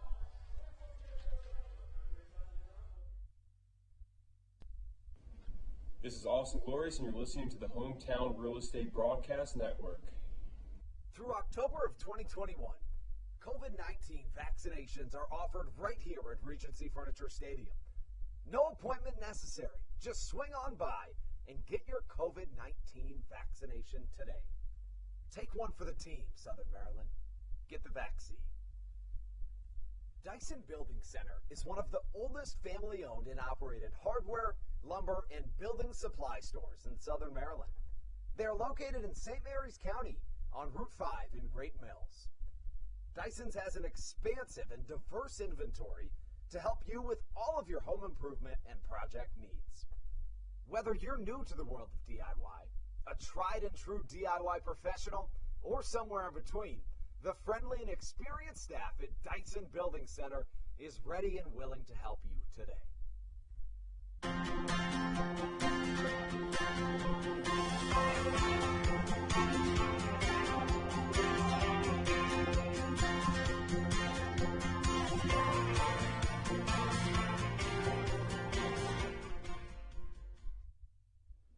This is Blake Vivens, and you're listening to the Hometown Real Estate Broadcast Network.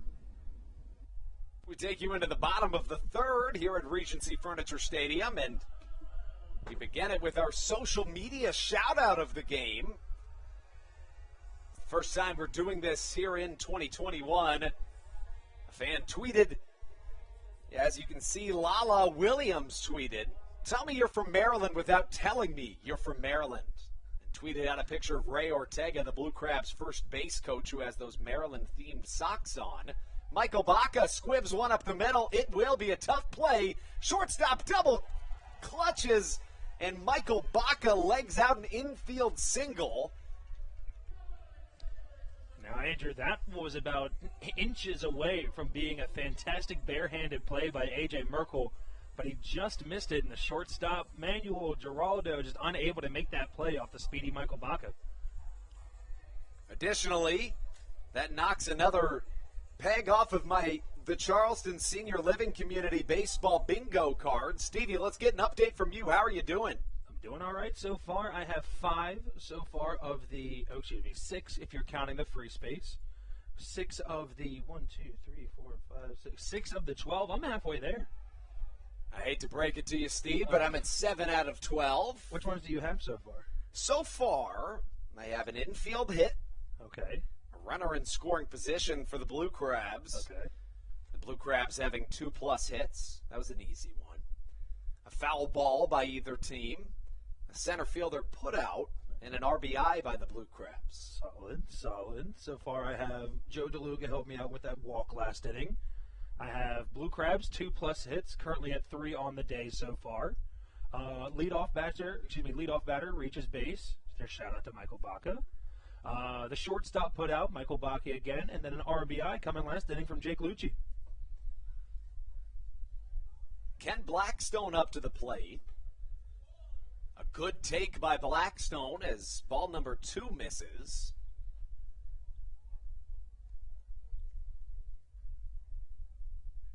For any kids watching, Ken Blackstone is the epitome of what you should be doing at the plate, especially when you're taking on a pitch. You want to see that lower half engage, whether it's a ball or a strike.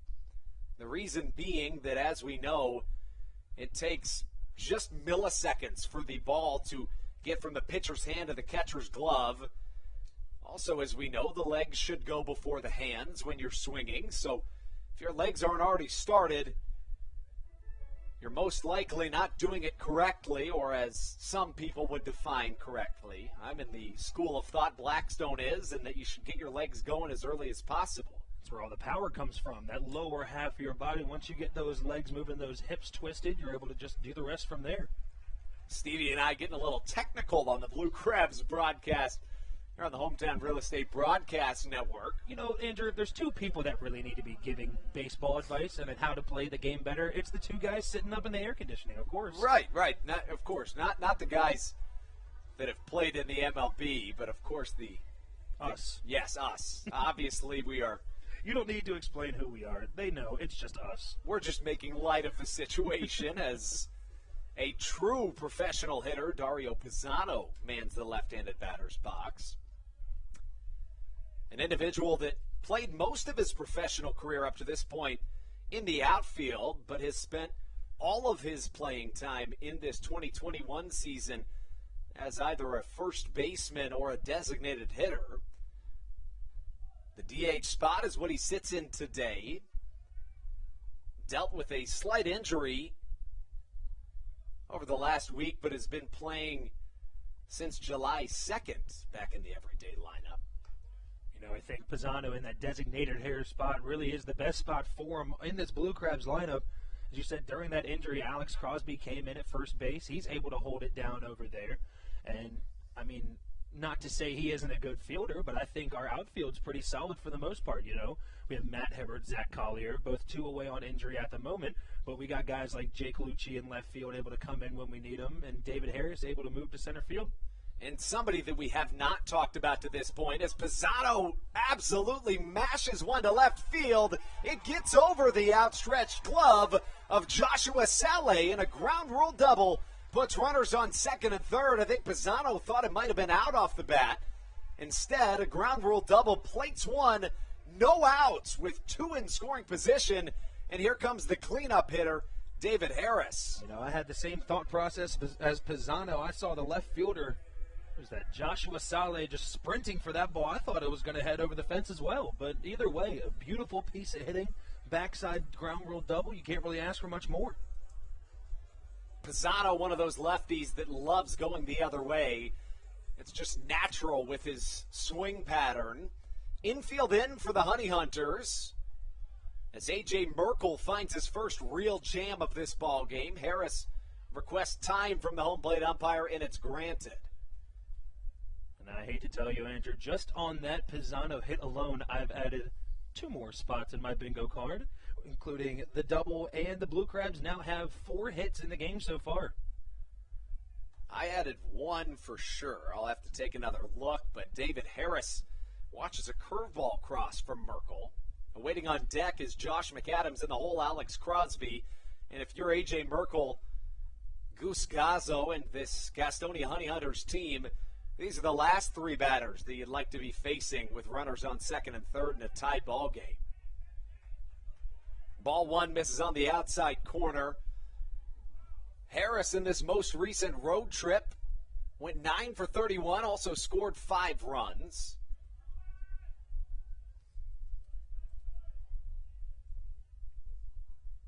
Harris struck out swinging to end the first inning. This time he singles up the middle. 1 run definitely scores, but Ray Ortega holds Dario Pisano at third, probably wisely with no outs. Now runners on the corners, and the Blue Crabs have taken their first lead of this contest. Just a beautiful line drive up the middle from David Harris. That's, if he's not hitting it out, that seems to be the base hit he always has. Just a solid base hit, well contact made on the ball, and he comes through with another RBI there. That brings up Josh McAdams, as we'll see a mound visit here from the pitching coach, Reggie Harris. McAdams, his first time up, he had that line out to the second baseman,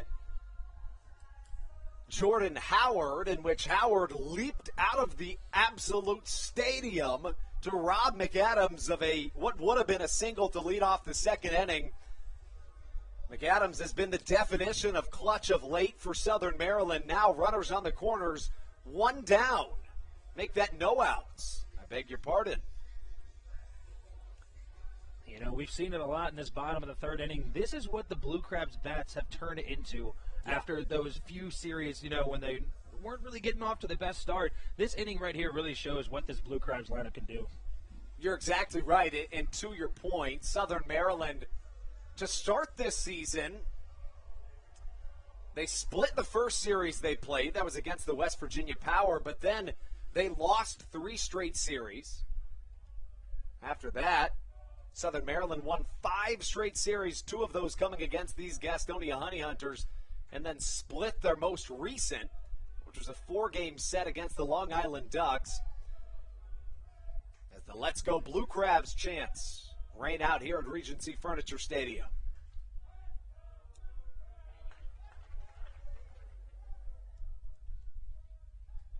Southern Maryland on top 3-2 as McAdams hits one the other way. First baseman thinking about going home, but instead tries to turn 2, does so unsuccessfully.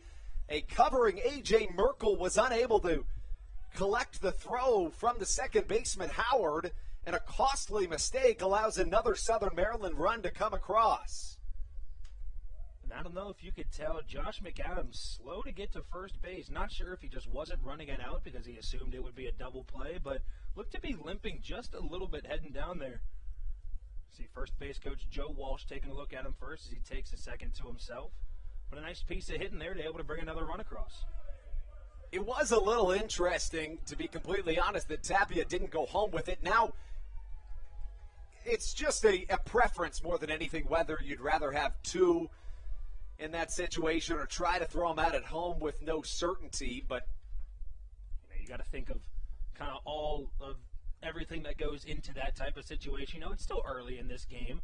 I think if you go home there and you end up making the out, either way, I don't think it matters too much at this point of the game. This is true, and I also don't think we'd be talking about it had that double play have been completed. Fair. Of course, even if it was completed, the inning would have continued and that run still would have crossed. Southern Maryland on top 4-2 with 1 down and 1 on here in this bottom of the third. Alex Crosby up to the dish.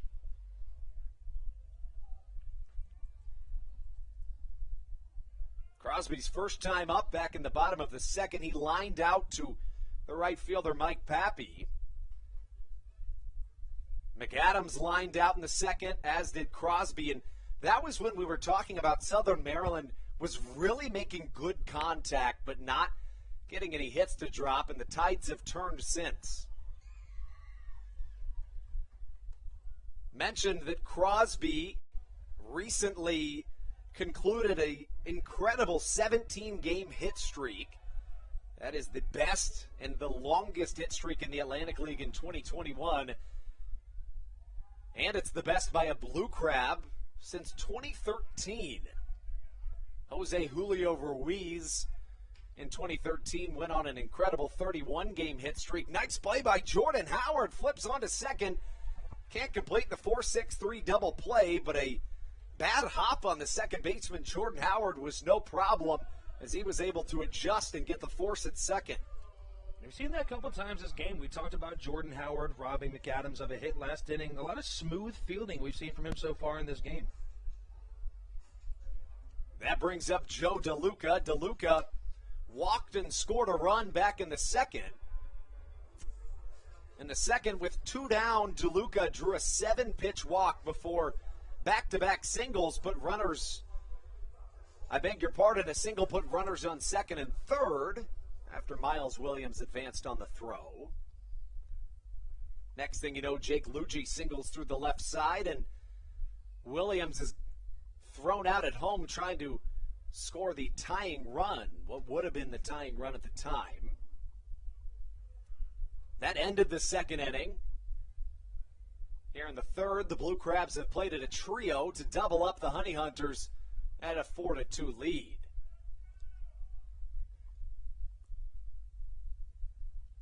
Merkel gets a sign from his catcher. Runner goes on the pitch. Joe DeLuca hits it well to the right side. Back to the track. Bye-bye baseball. Joe DeLuca with a 2-run home run to put the Blue Crabs on top.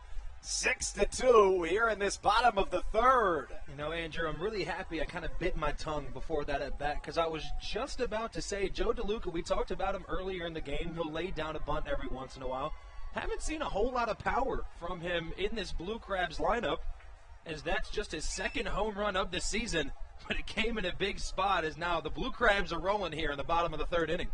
You're exactly right. You know, we talk about DeLuca as a guy that can really get it done, but The power hasn't quite been there this year. Entered play with a .356 slugging percentage. Where the power has been there, however, is against the Gastonia Honey Hunters. DeLuca now with 2 home runs and 10 RBIs against the Honey Hunters. 10 of his 18 on the season.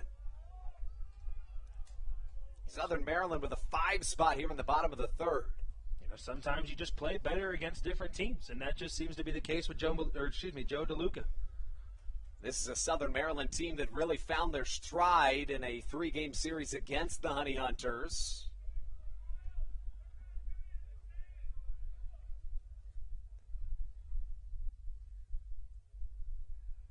Southern Maryland will not be able to take a full game on the Long Island Ducks this evening because the game in Long Island against the High Point Rockers has been postponed this evening. As we look around the rest of the Atlantic League, in Charleston, West Virginia, the West Virginia Power are hosting the York Revolution. The Power are on top 4-2 in the top of the 6th. Miles Williams swings through a slider to strike out, ending the first third of this contest. Not before Southern Maryland can plate 5 runs in the bottom of the 3rd. Southern Maryland on top 6-2 as we take you into the top of the 4th. Colton Mahoney back on the mound when we return right here on the Hometown Real Estate Broadcast Network.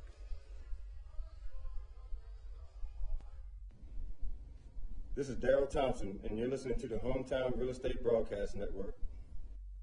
In February of 2020, Regency Furniture Stadium and the Southern Maryland Blue Crabs were given what we view as an honor, being named the 4th mass vaccination site in the state of Maryland.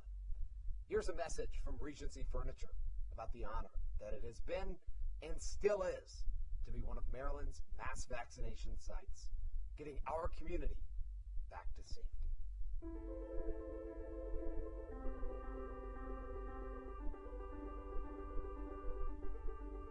During these times of uncertainty, it helps to know there are things we can control to help ourselves and others. For me, it presents the hope that soon enough my friends and family will be together again.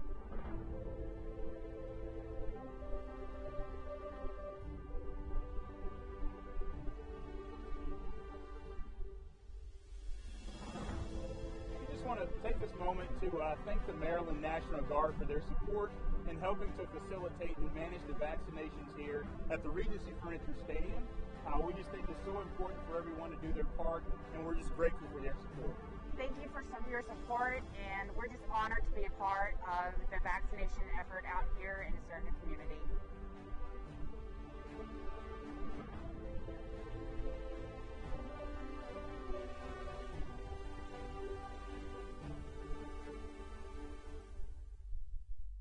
Whether it's Chris Paul, Cliff Paul, Aaron Rodgers, or even the son of a former Blue Crab, Patrick Mahomes, you've seen many athletes endorsing State Farm. That's because your State Farm agent has your back through good times and not so good times. That's why all the Blue Crabs, Daryl Thompson and the whole team, trust State Farm with their insurance needs. State Farm is the company people have trusted for over 99 years to help life go right. Call your local State Farm agent, Greg Conklin, today at 240-776-4289.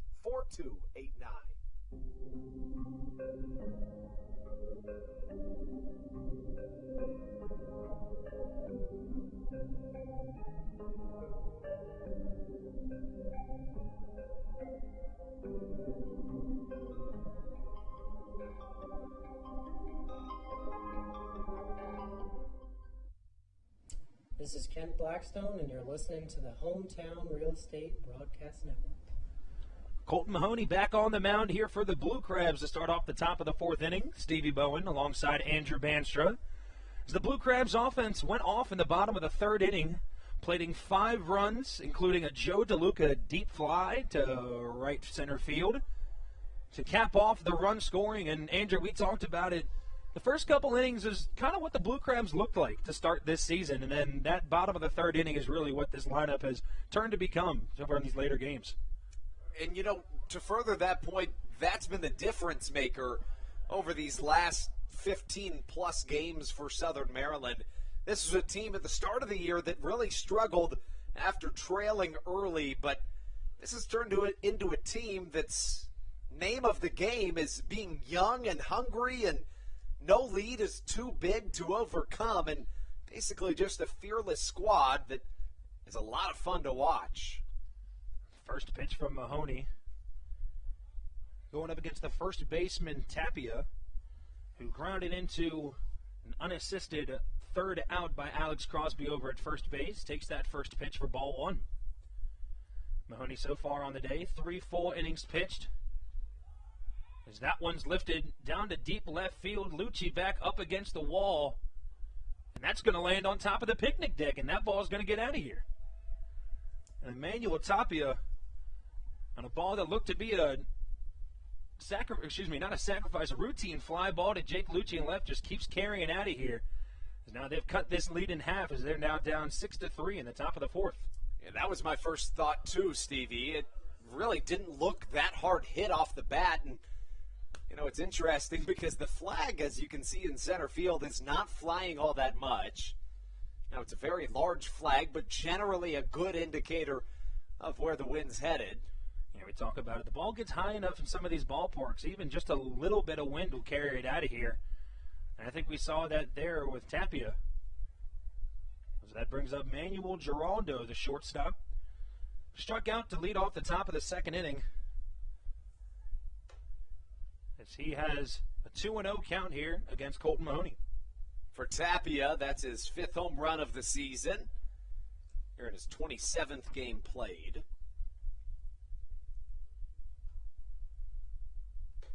Third pitch to Giraldo. Just misses on the outer half. Josh McAdams wanted it, and so did Joe DeLuca. He said a couple of pitches just missing on the outer half of these strike zones can go either way, whether it's a human making the calls or the robot umpire. And a called strike one on a pitch that looked even more outside than the last one. Now there's a 3-1 count to the to the shortstop, Giraldo.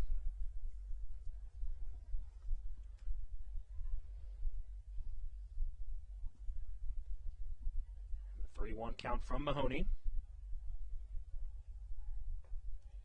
The big swing from Giraldo as Mahoney's able to battle back with that strike call. Gets him swinging there on strike 2. Giraldo was the first batter to come up after that on-field delay that happened in the top of the second. A ball that's ripped over to Alex Crosby at first. Able to gobble that one up and make the play for the first out of the inning by himself. And a really impressive job by Colton Mahoney, somebody that has fallen behind in counts and innings here early. Of course, we mentioned he allowed the bases loaded back in the first, and after allowing a homer to start off this second, 3 straight balls, he battles back and gets the first out. Jordan Howard now at the plate for the Honey Hunters. Howard went undrafted, went to Georgia Southern University for a little bit, and then Lee University. Went to Eagles Landing Christian Academy in McDonough, Georgia for high school. As the first pitch he sees is a changeup right on the outer half of the strike zone called strike 1.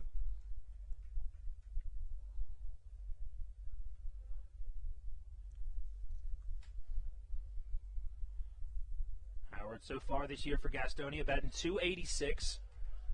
As he's way ahead of the breaking ball there, Mahoney able to get ahead in the count 0-2. No home runs for him, but 6 RBIs on the season. There's 56 plate appearances for him in this season, as he hasn't played every game for Gastonia. And another swing way ahead of it on the off speed. As now there's quickly 2 outs here in the top of the 4th inning. It's interesting that we see this high scoring of a ball game here early. Over the last 4 games, all between the Long Island Ducks and the Southern Maryland Blue Crabs, Those games saw just 18 total runs combined between the two teams. But in this first 3.5 innings of the homestand, how about 9 runs plated? A big offensive jump.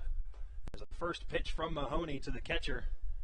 Armindo Escobar just misses on the outer half for ball 1. We've seen Mahoney's one of those guys where he gets himself into these jams somewhat quickly as a ball is roped to Michael Baca at short, and a fantastic backhand play as Josh McAdams is just staring at him, wondering how he made that play, because that was fantastic. That was a web gem, and I think to make it even more impressive, he beat the runner by maybe 2 or 3 steps. He had him by a mile. I mean, that's just an impressive, incredible play by Bach off the backhand. Spins like a top, comes up firing. What a play. And Baca, known for more of his fielding than his arm at shortstop. Doesn't have the strongest arm, of course, out there. But as you said, absolutely fired that ball over there. We're going to take a quick break and come back here in the bottom of the 4th inning. Your Blue Crabs, Jake Lucci, and at the top of the lineup coming up afterwards on the Hometown Real Estate Broadcast Network.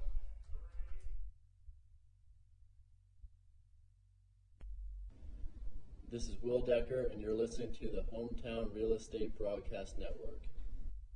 All Pawn is Southern Maryland's premier pawn shop and is the official pawn shop of the Southern Maryland Blue Crabs.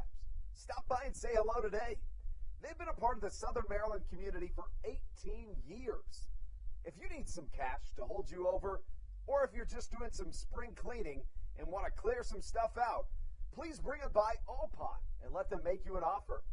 If you have broken jewelry or some that you just don't want anymore, please bring it by, and they'll pay you more than anyone in the Tri-County area. They're located on 301 in White Plains, just south of DeMar Road.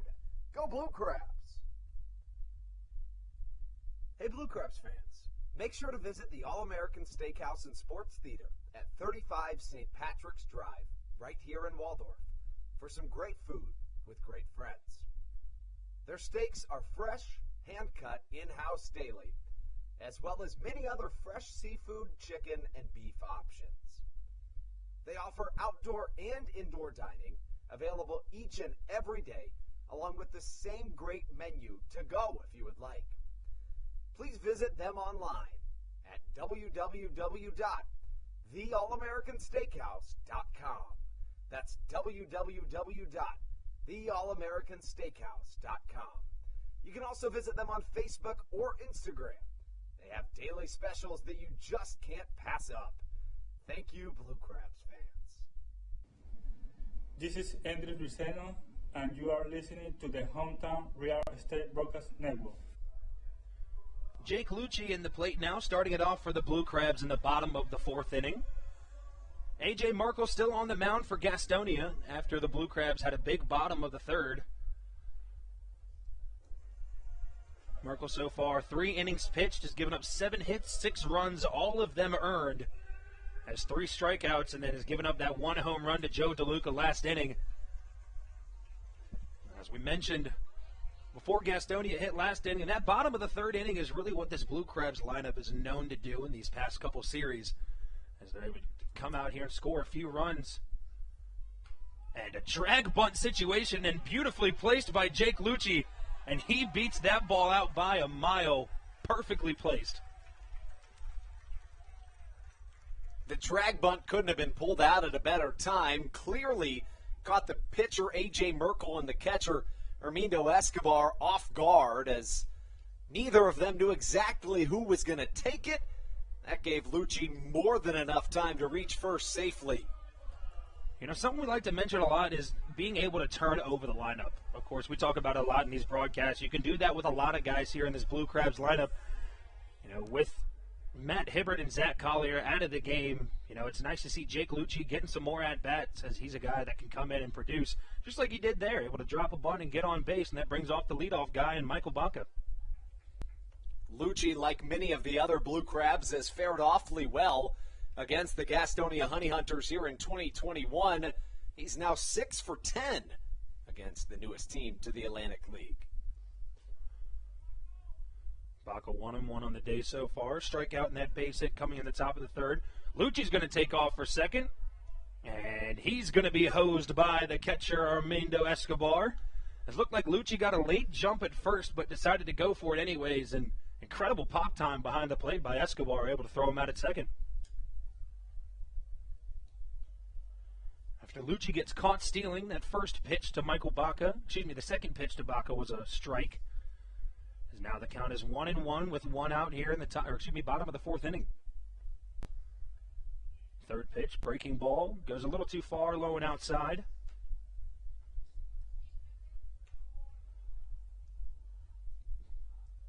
We talked about Baca. Little strikeout trouble as well to start the season when he first got on this Blue Crabs team.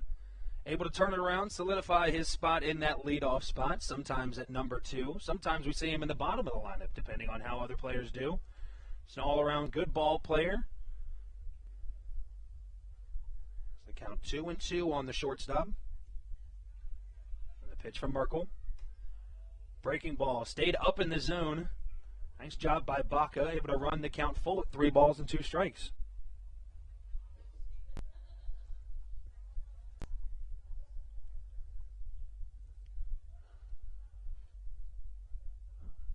Baca, a native of Amarillo, Texas. Last played in the Canadian League as he grounds that one sharply over to Howard, the second baseman. Goes to a knee to make the play, but is able to make that play for the second out of the inning. We've seen some really nice defensive plays from a lot of people on both sides here today, but Jordan Howard's got to be in the conversation for the best defensive effort that we've seen here today. That's one of many incredible plays he's made here tonight, and all of them have looked easy.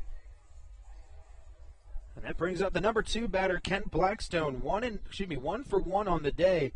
Had that single back in the bottom of the first inning and then walked and eventually came around to score in the third.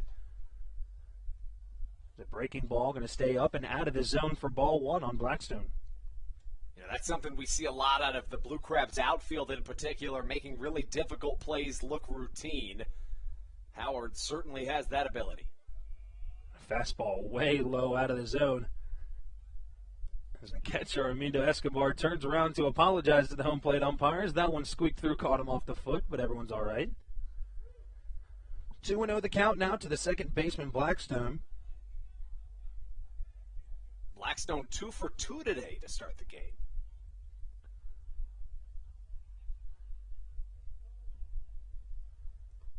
Blackstone just one of 4 returners from that 2019 Southern Maryland team alongside Matt Latos, Darryl Thompson, and Josh McAdams.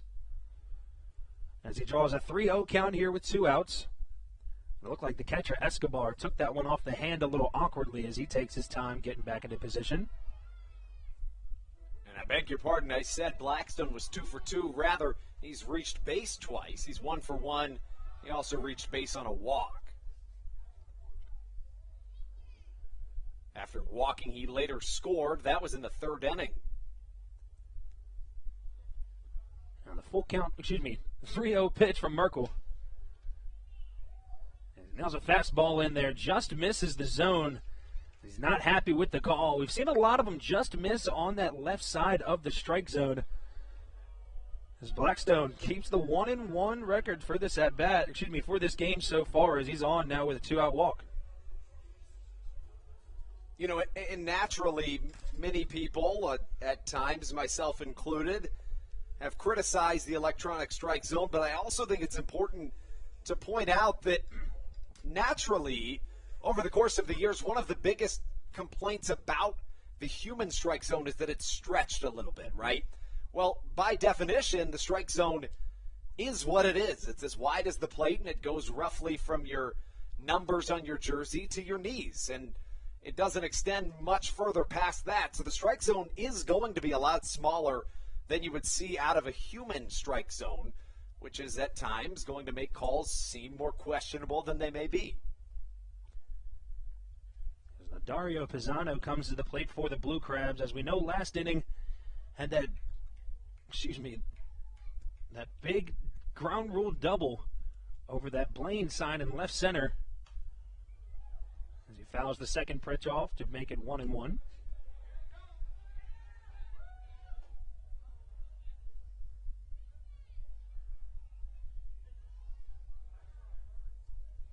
Pisano making some good contact on the ball today so far, as we saw back in the first inning. Had a deep fly out to Boo Powell out in center field.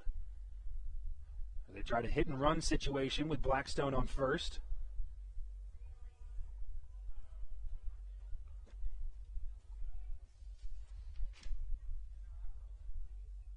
Pisano batting .289 this season so far. Comes out to .394 on-base percentage. On that last road trip, went 6 for 13. He's got 3 home runs, 17 RBIs on his list so far this season. And you said when he's healthy, he's a very solid bat to have towards the middle of this Blue Crabs lineup.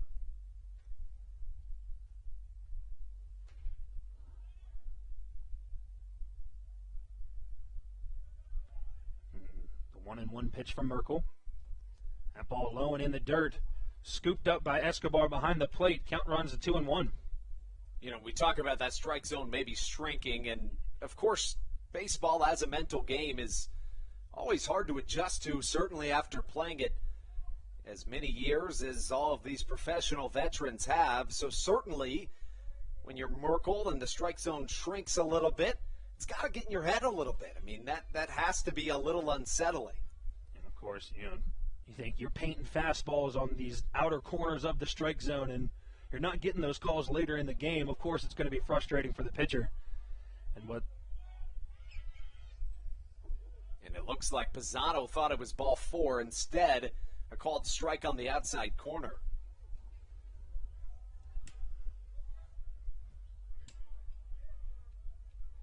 Count now 3 balls and 2 strikes for the designated hitter.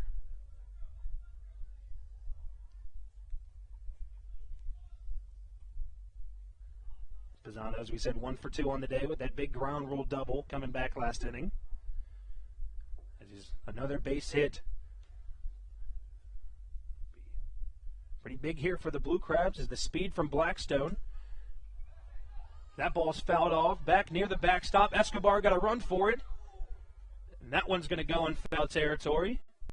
Escobar talking to the fan that ended up catching it. It was in the very first row, past the netting right behind the Roy Rogers backstop pad. It looked like Escobar was going to make a play, but as you said, the very first row, those balls are kind of tough to see.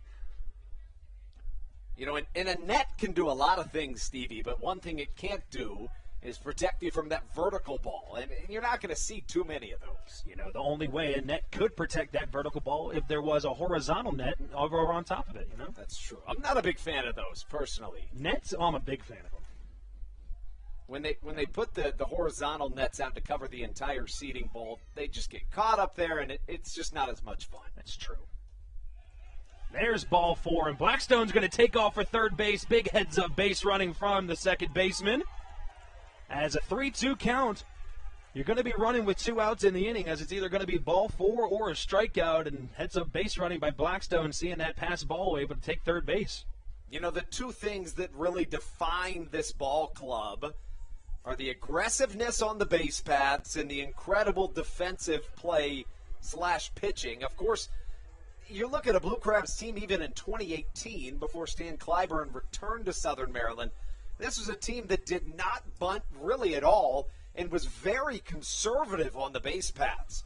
So now you have a guy like Blackstone that immediately when he sees the ball go under the catcher's glove, where some individuals might just take second happily, first thought out of Blackstone's mind was, let's get runners on the corners. And he didn't hesitate for a second, rounding second. As soon as he was able to see that ball was passed, he was heading for home. And David Harris, once again, coming through with a base hit up the middle, didn't even have enough time to introduce him again.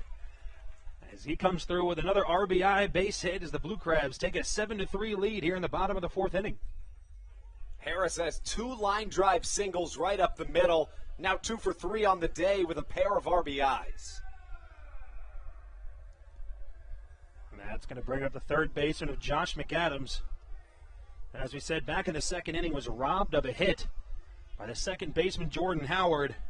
And back in the 4th, reached on a fielder's choice, looked to be limping out of the box a little bit, as he was able to beat it out off the throwing error from the shortstop, Emmanuel Giraldo. The first pitch to McAdams. Big swing from him on the breaking ball. nods his head, which, of course, you really can't do much but nod your head when a pitcher has a good pitch like that. It looked like that one was a fastball right down the middle, ended up breaking way out of the zone. There's the 0-1 count to McAdams. Breaking ball in the dirt. McAdams way ahead of it again. As he takes a second and steps out of the box, hopefully to clear his head. It's been an offensive explosion for the Blue Crabs today. Through 3 2/3 innings against A.J. Merkel, Southern Maryland has 9 hits, 7 runs, all of them earned. Merkel has walked 4 Blue Crabs. With 2 outs, he walked a runner back in the second that ended up scoring. It was the first Blue Crabs run of the game. Does the same thing here in the 4th. The breaking ball that bounces looked to be about 10 feet in front of the plate. There's a little overextension there from Merkel as he spikes that one for the first ball of the at-bat. Count now 1 ball and 2 strikes. A team headlined by some veterans here in Southern Maryland, taking advantage of a younger pitcher here in his early stages of his professional career. Josh McAdams looking to make Merkel's day all that much more unsuccessful, although he's pitched not that poorly to this point. Just some really good hitting by the Blue Crabs. There's a ground ball over to the shortstop Giraldo. Able to make the throw across the diamond for the 3rd out of the inning, but not before the Blue Crabs are able to get another run across on the board due to a David Harris RBI single up the middle. That's going to take us into the top of the 5th inning here. Looks like we're going to see Mahoney one more time on the mound. We'll let you know if that changes when we come back here on the Hometown Real Estate Broadcast Network. This is Greg Ferreira, and you are listening to Hometown Real Estate Broadcast Network. Hey, Blue Crabs fans, make sure to visit the All-American Steakhouse and Sports Theater at 35 St. Patrick's Drive, right here in Waldorf, for some great food with great friends. Their steaks are fresh, hand-cut, in-house daily, as well as many other fresh seafood, chicken, and beef options. They offer outdoor and indoor dining, available each and every day, along with the same great menu to go if you would like. Please visit them online at www.theallamericansteakhouse.com. That's www.theallamericansteakhouse.com. You can also visit them on Facebook or Instagram. They have daily specials that you just can't pass up. Thank you, Blue Crabs fans. When you need a win on the road, don't get left stranded. Make AAA part of your roster, and you'll always have someone on deck ready to get you home. AAA also offers car care, insurance, and travel services, and has stores conveniently located for Blue Crabs fans in Brandywine, Crofton, and Alexandria. Don't forget to ask them about membership discounts for military and first responders. Please visit AAA.com to learn more or to find a AAA location near you.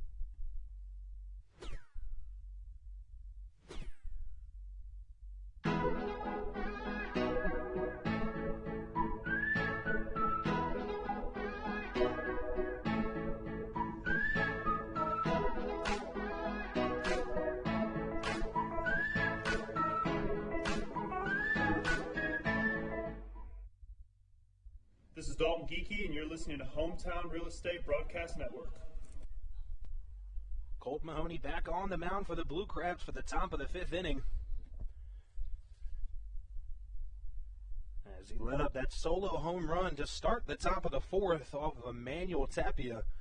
Was able to go 1-2-3 right afterwards and battle back. The first pitch to the leadoff batter is going to be taken for strike 1.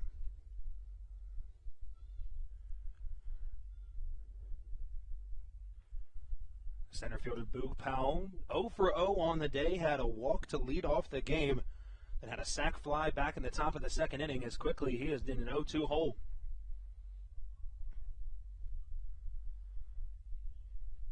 The 0-2 pitch from Mahoney. Ripped over to the right side. Nice job by Crosby, able to get over there and make the play. Even better job by Colton Mahoney. fielding his position over there at first base and able to get over there and cover the bag for the first out of the inning. It's going to bring up the number 2 batter, Mike Pappy. Right fielder 1 for 2 with a base hit coming back in the first and lined out to the shortstop Michael Baca to end the second inning. I think this is a pretty solid time. Andrew, how far along are you in this bingo card? That's a good question, Steve. When we last spoke in the third, I had 7 spots knocked off on my bingo card. That's still where I am right now. You want to hear something crazy? Last time we talked in the third, I had 6.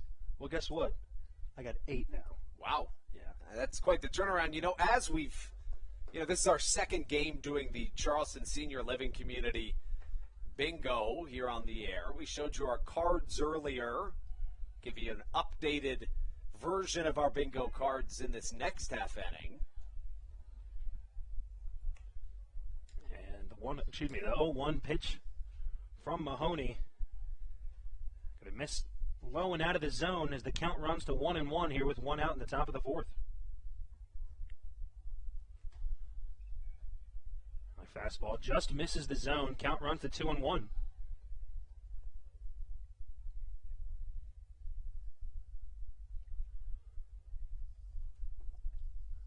Mahoney doing a solid job on the mound so far. As we said, got himself in a little bit of trouble. As another play grounded over to Alex Crosby at first. He's going to take this one himself for the second out of the inning. But back to what I was saying. Mahoney got himself in a little bit of trouble in the top of the first. Had no outs, and the bases loaded. Just to start off the game, was able to get out there by only giving up 1 run. So far has done a nice job as the Blue Crabs are holding a 7-3 lead here with 2 outs in the top of the fifth.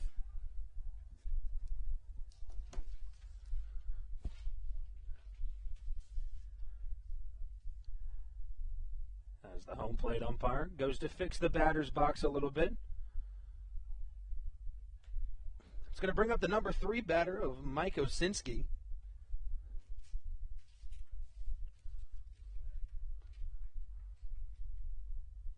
First pitch to the third baseman going to be taken for ball 1.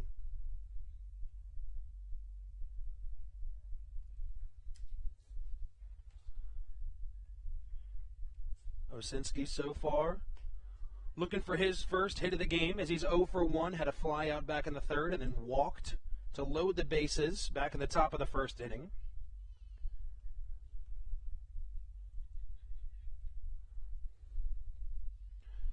As the 1-1 pitch from Mahoney, breaking ball right on the inner half of the strike zone. 2-0 was the count. Now the count runs to 2-1.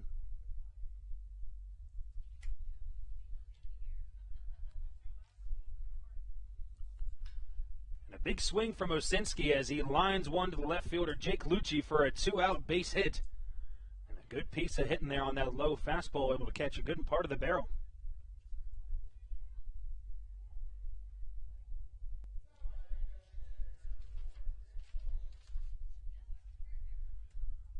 Brings up the designated hitter, Jake Skoll, who's also looking for his first hit of the day as he struck out back in the first.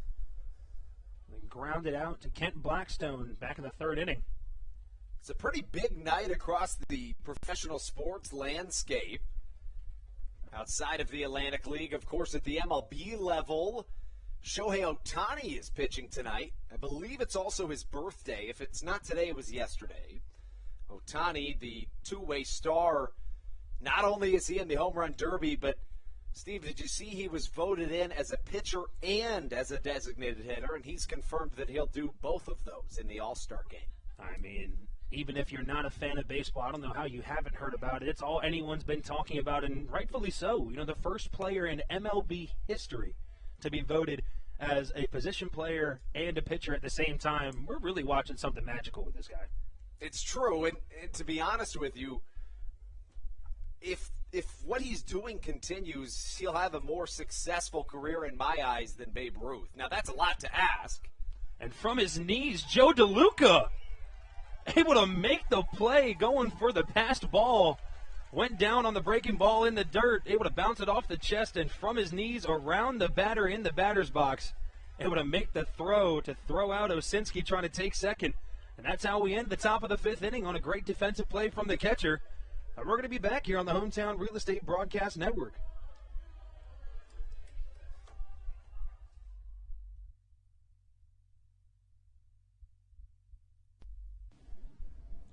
This is Carlos Diaz, and you are listening to the Hometown Real Estate Broadcast Network. Good. American Radiology is the clear choice for all of your medical imaging needs. With locations in Charles and Calvert counties, they offer a full range of imaging services. Some of their latest innovations included 3D mammography and wide-open MRIs for our claustrophobic patients. For your convenience, they even offer extended weekday hours and Saturdays. For more information or to schedule an appointment, visit their website at AmericanRadiology.com. The Charles County Department of Health encourages you to get the COVID-19 vaccination today. You can get it all over Southern Maryland or no matter where you are across the United States. Vaccinations are offered right here at Regency Furniture Stadium with no appointment needed. Charles County Department of Health and the Southern Maryland Blue Crabs urge you to take one for the team and get the vaccine. Monkey.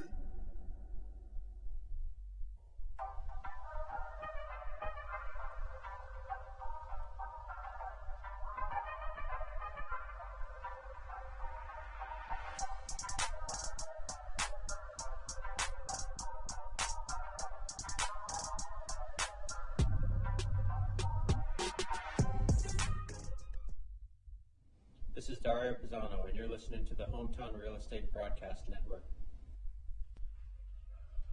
Alex Crosby going to start it off here for the Blue Crabs in the bottom of the 5th inning.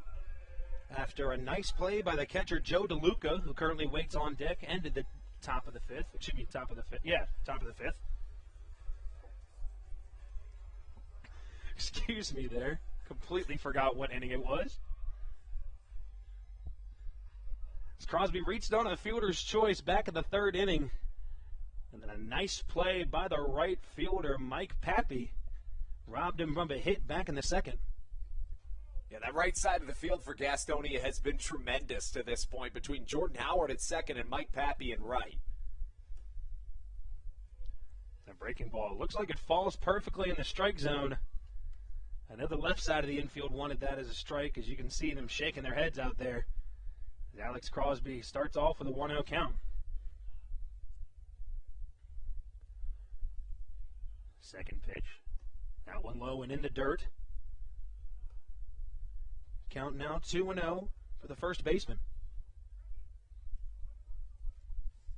It looks like Armindo Escobar is going to ask his coach for something. And Steve, like I said, you never know what you're going to see at a baseball game, but there has been a unusually high amount of breaks in action in this contest.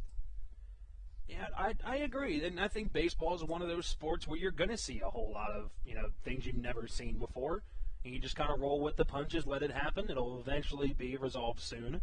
We can move on.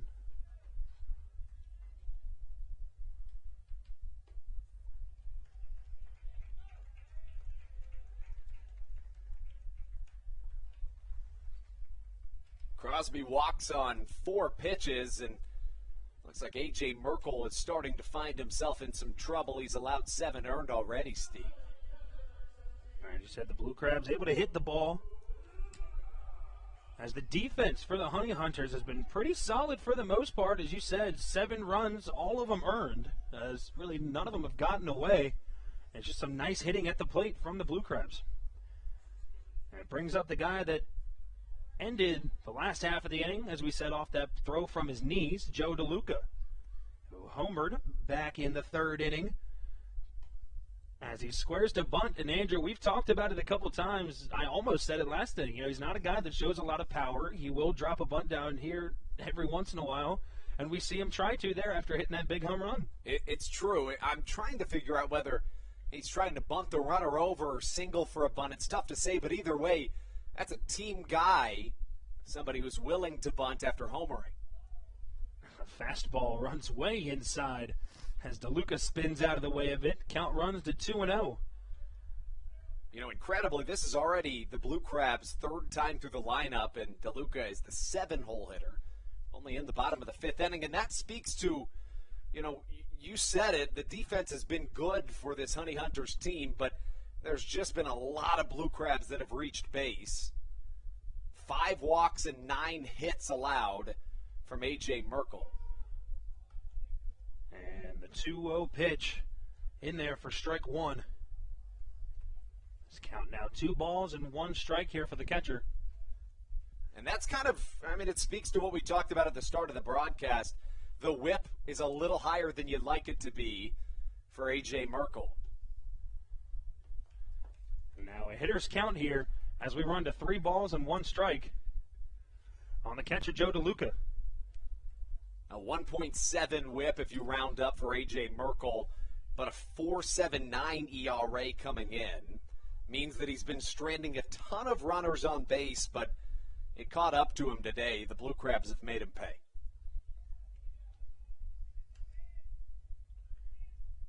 And the 3-1 pitch from Merkel. Big swing from Joe DeLuca as he was putting that ball a little farther than he put the last one. As he swings right through the outside fastball, and that brings the count full at 3 balls and 2 strikes. He said, sure, I'll try to bunt until I have 2 strikes, and then he's just going to swing away and try to hit it as far as he can. Rightfully so. Of course, the first game of the NBA Finals is tonight.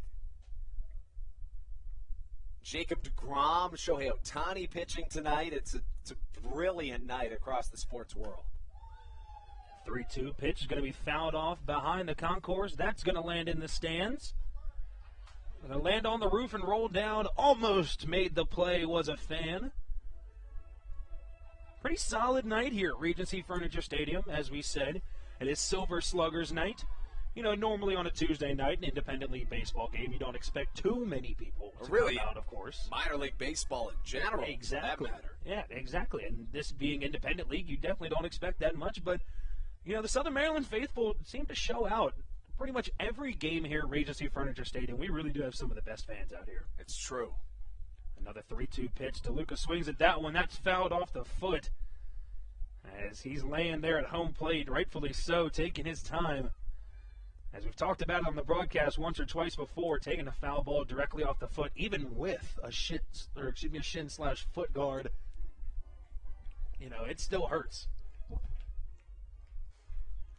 You know, we talk about Joe DeLuca, a guy that's tough as nails, but is always a little bit shaken up, it seems, in the fact that you always see him maybe nursing one injury or the other. And I mean, we've only seen him for a month now. It doesn't speak to his frailness, I don't want to say it all. I think that more than anything, it just shows that over the course of a professional baseball season, you're going to have to go through some injuries, but DeLuca doesn't let those stop him.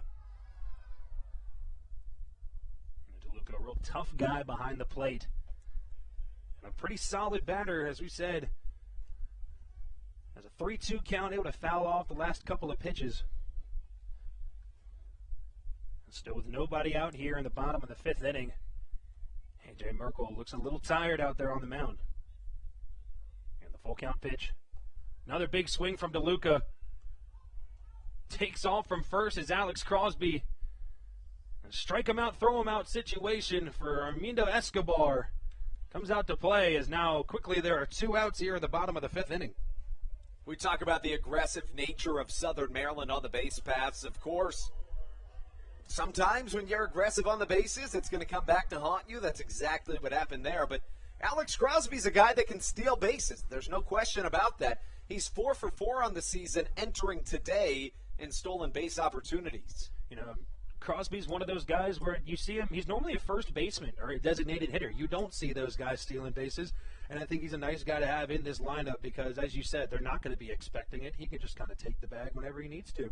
And a nice play from there by Escobar, as that brings up Miles Williams.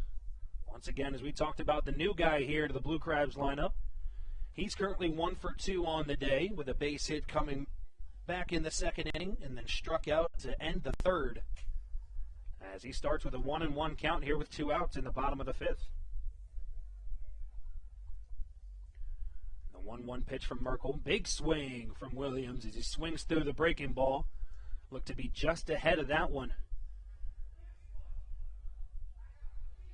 Miles Williams singled in his first at-bat here today, and his first at-bat as a Blue Crab as well. Was traded to Southern Maryland just this morning from the Gastonia Honey Hunters. And the 1-2 pitch runs way inside. That clipped a piece of his arm. Miles Williams is now going to reach base to put a runner on for Jake Lucci here with 2 outs in the bottom of the 5th inning. And that's been really the Achilles heel to this point for the right-hander A.J. Merkel. Allowing the Blue Crabs to rally with 2 outs has been something that has been basically his worst enemy here tonight. As you said, that brings up the 9-hole batter of Jake Lucci, the left fielder. As he's 2 for 2 on the day, had a base hit and RBI back in the 2nd inning, and then reached on a bunt to lead off the 4th inning. And he said this is a guy who saw himself in the starting lineup a couple games right after we got the ball rolling to start this season. As he has proved to be a nice role guy when he comes into this lineup where we're missing a couple players. Lucci's bat has been hot lately. He singled in a run, almost 2 runs, back in the bottom of the 2nd, with runners on 2nd and 3rd. Miles Williams tried to score from 2nd, but was thrown out, attempting to do so. And a pickoff move over to first base. Looked to be a good one from Merkel, but Williams able to get back there in time. It looked like if first baseman Emmanuel Tapia was able to hold on to that ball, looked like they might have been able to make the play. Nonetheless, 2 outs here in the bottom of the 5th inning. Blue Crabs leading 7-3.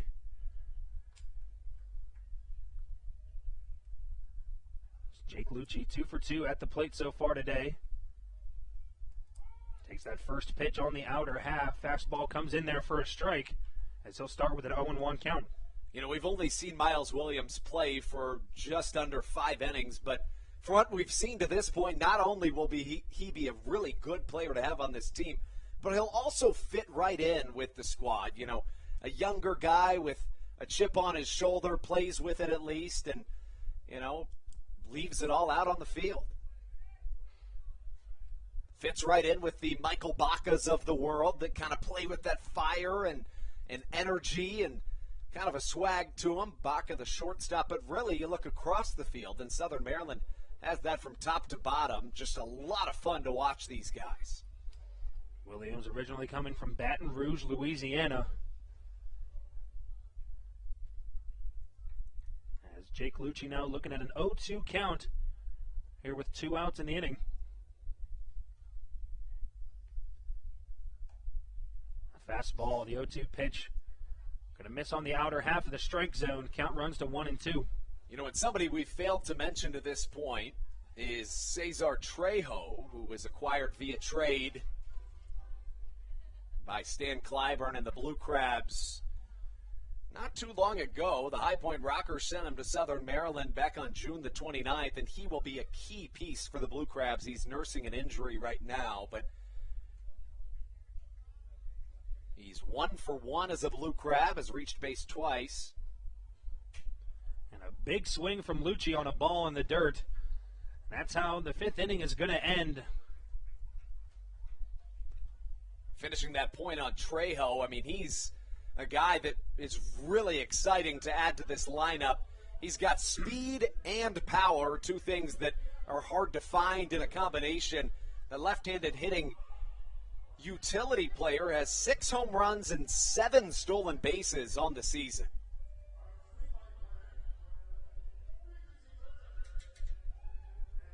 That's how we wrap up this bottom of the 5th inning. When we come back, it's Colton Mahoney back on the mound for the Blue Crabs here on the Hometown Real Estate Broadcast Network.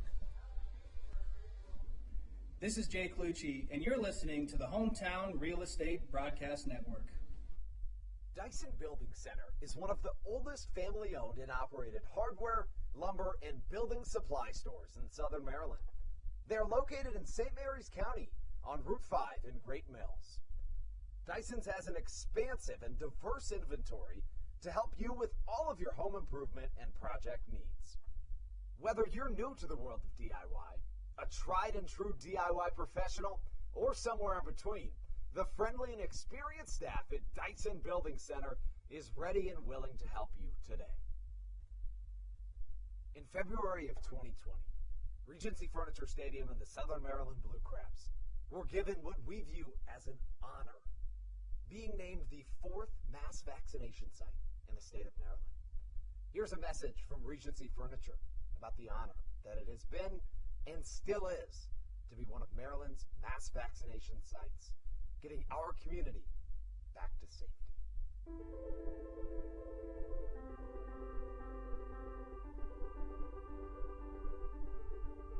During these times of uncertainty, it helps to know.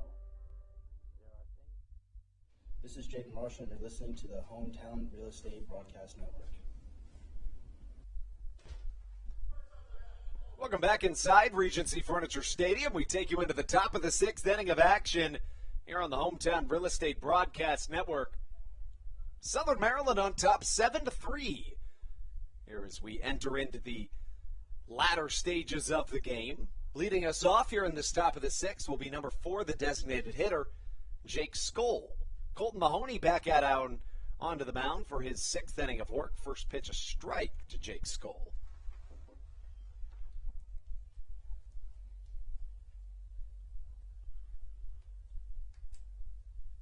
And the 0-1 pitch from Mahoney.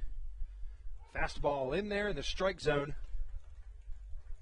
Count now runs to 0-2 on the left fielder.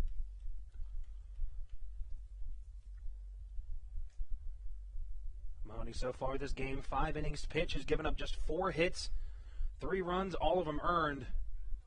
Has 2 walks and 4 strikeouts on his line so far today. As the 3rd pitch to left fielder Joshua Saleh. Low and out of the zone. The count runs to 1-2. The 4th pitch to Saleh. That one's lifted deep down the right field line, but that one's going to tail foul. Excuse me. The designated hitter, Jake Skoll, at the plate. You know, Colton Mahoney, this is the deepest he's worked into a game this season. Prior to this, the longest he had ever pitched so far in 2021 was 5 innings against the Revolution. And another one off the bat of Skoll. That one's ripped down the line. As he looks like he's cracked his bat on that one as he goes to his dugout to grab a new one. And we talked about Mahoney done a nice job on the mound so far after getting into some trouble, able to battle back here and keep this Gastonia line to just under 3 runs. Just at 3 runs. Yeah, if he can finish this inning, he's in line for not only the win, but a quality start. Mahoney has been magnificent to this point. Again, allowed the bases full with no outs back in the 1st, but worked around it, allowing just a sacrifice fly. Mahoney had a ERA right around 15 before his most recent start. He was really good in that start in Game 2 of a doubleheader against the Revolution back on June 25th. Big swing on the 1-2 pitch from Mahoney as Skoll goes down swinging to start the top of the 6th inning. In Mahoney's most recent appearance, the right-hander went 3 innings against the same Gastonia Honey Hunters squad. He allowed no hits while striking out 4, so he's clearly found his groove. Found his groove he has. That brings up the left fielder, Joshua Saleh, as he immediately bunts one over to left field, and that was a line drive to Josh McAdams. 2 quick outs for Colton Mahoney, who is right on the verge of 6 incredible innings. That brings up the first baseman of Emmanuel Tapia. Tapia, as we said, back in the 4th inning, led off with that solo home run to look to be a routine pop fly to Jake Lucci, and just kept carrying it out of the ballpark here at Regency Furniture Stadium. It looks like the wind out in center field has died down even more, even though it was barely blowing when he hit that solo home run. First pitch, Tapia in there for strike 1. No 1 pitch from Mahoney. Another fastball in on the strike zone. Just misses. Count runs to 1-1. A little bit of action in the Blue Crabs bullpen, but nothing really noteworthy yet. Third pitch, breaking ball. Stays on the inner half of the strike zone. Count runs to 2-1 here for the first baseman. The Honey Hunters also have a pitcher warming up in the bullpen. And a big swing from Tapia as he just barely gets a piece of that one. The count runs even at 2 balls and 2 strikes.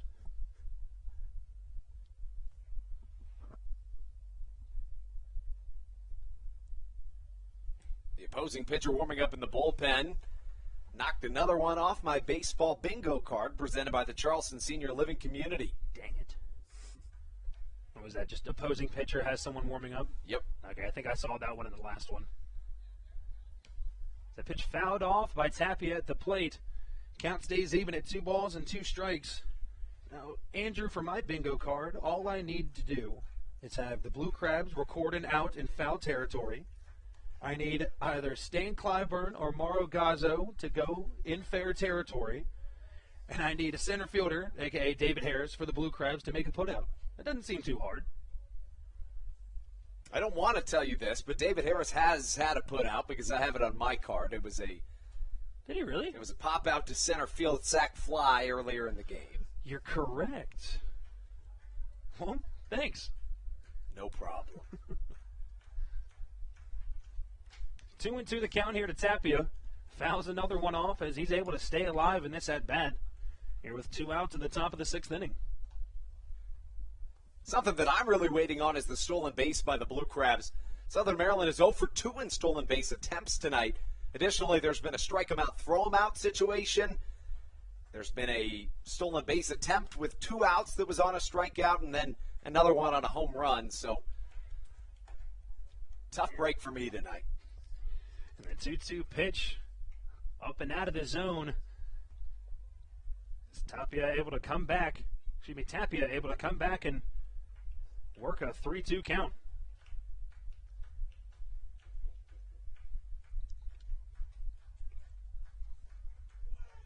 The 3-2 pitch, that one grounded hard over to Crosby down the right field line, but that one's just going to go foul. And once again, Tapia able to stay alive in this at-bat with a few foul balls. Of course, Tapia back in the top of the 4th at a solo home run over the mini monster in left field right above the Educational Systems Federal Credit Union sign. The 3-2 pitch, another one fouled hard down the right field line. Tapia doing a nice job staying alive. That last pitch, the 102nd pitch tossed here this evening by Colton Mahoney. And the 3-2 pitch from Mahoney. Runs too far inside as now there's a runner on first here with 2 outs. After a good at-bat leading to a walk for Emmanuel Tapia, and that brings up the shortstop, Manuel Giraldo. This is the most pitches that Colt Mahoney has thrown here in 2021. Earlier this season, he threw 101 pitches in a win, 5 innings pitched against the York Revolution. The first pitch to the shortstop, breaking ball, just misses on the outer half.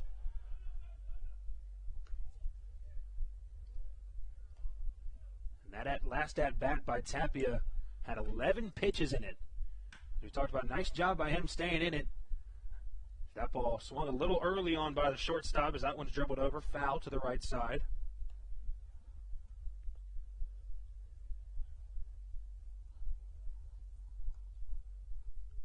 One and one the count now to Giraldo.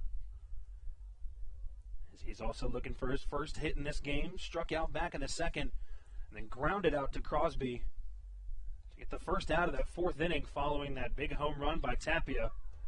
As he fouls that one off deep down the left side over the Legends Club. On Thursday night, there's going to be a big gathering in the Legends Club. Our very first Wing Wars, of course, our most recent attempt at a Wing Wars was postponed due to rain. Big swing from Mahoney. Let's go, he says on the mound. As rightfully so, as Colt Mahoney really is putting on a show here.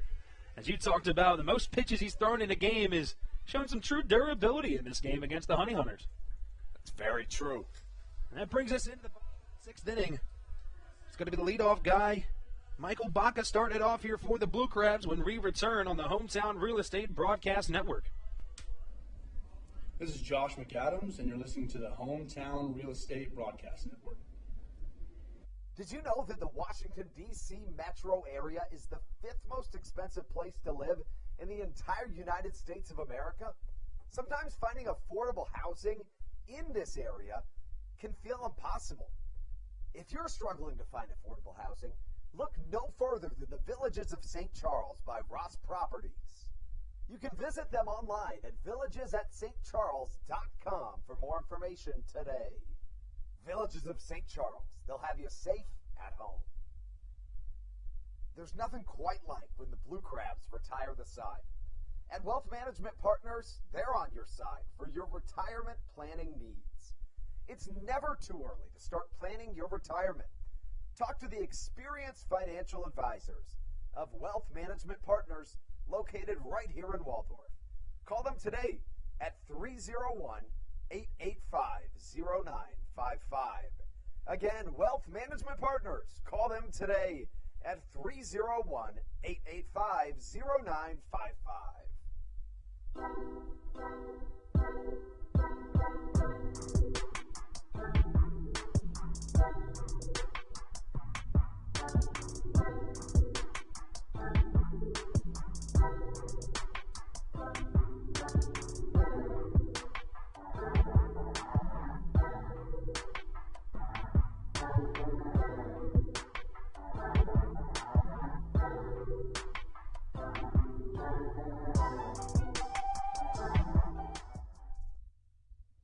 This is Kent Blackstone, and you're listening to the Hometown Real Estate Broadcast Network.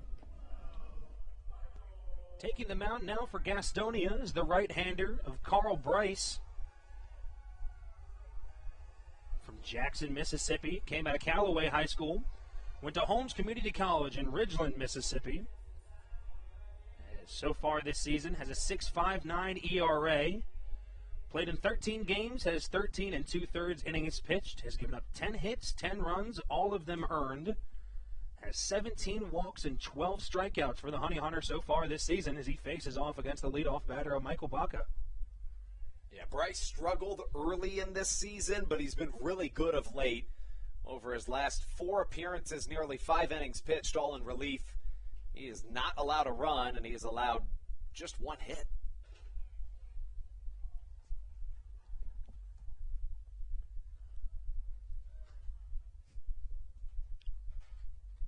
Baca so far just 1 for 3 on the day for him so far as he had a base hit back in the 3rd inning and eventually came around to score. As the the second pitch, going to miss out of the zone and high as he starts with a 2-0 count.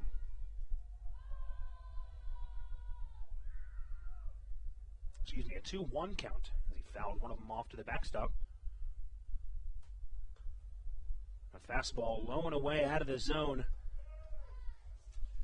Brings the count to 3 balls and 1 strike. As a hitter's count here for the shortstop.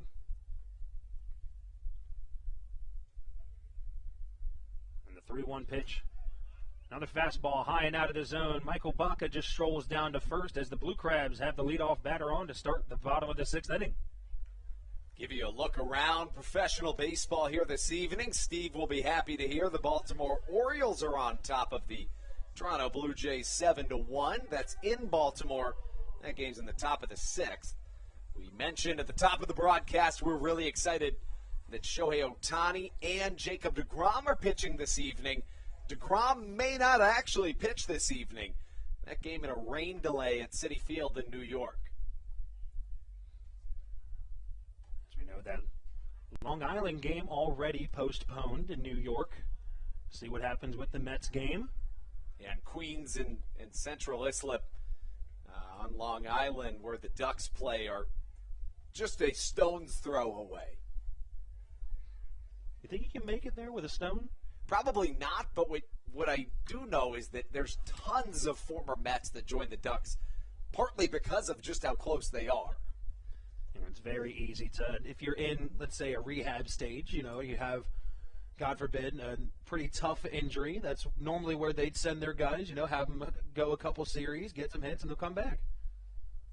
Yeah, we talk a little bit about the connection between the Ducks and the Mets. Of course, for a long time, another team right outside of New York City, the Somerset Patriots of the Atlantic League, formerly of the Atlantic League, had a really good connection with the New York Yankees. Joe Torre would come to games, and Sparky Lyle has been a part of that organization forever. And now, of course, that connection came to life as they're now the Double-A affiliate of the New York Yankees. It's quite the call-up. Quite the call-up indeed. As Michael Baca looked to try to take second base as kind of shuffle step towards it. Bryce hopping off the mound, keeping him at first base as Kent Blackstone on with a 2-1 count.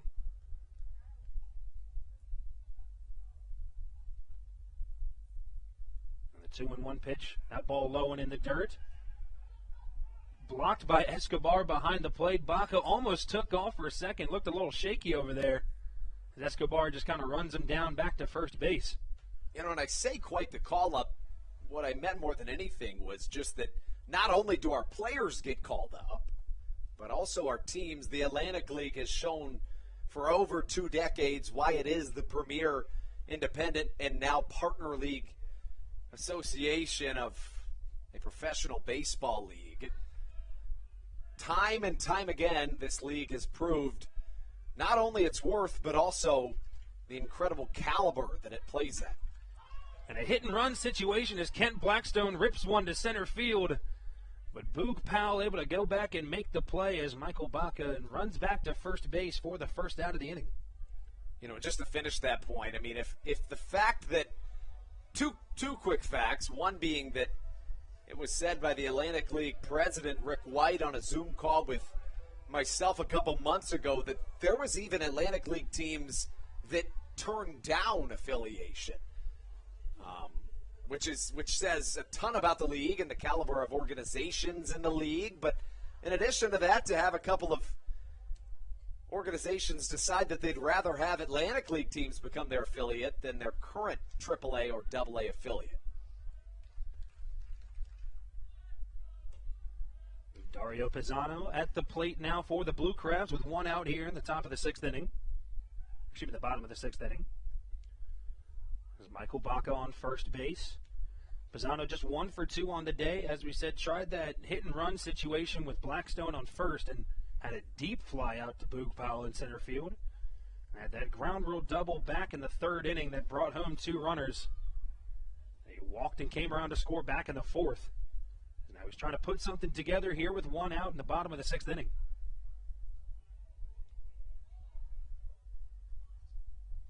Looks like a baseball came down from the Blue Crabs bullpen, which seems like a good sign. We should point out the Blue Crabs have action in the bullpen. It looks like Blake Bivens. I can't confirm that. From a distance, it's hard to read his number, but that looks like a 3, so I'm going to assume that is Blake Bivens down there warming up.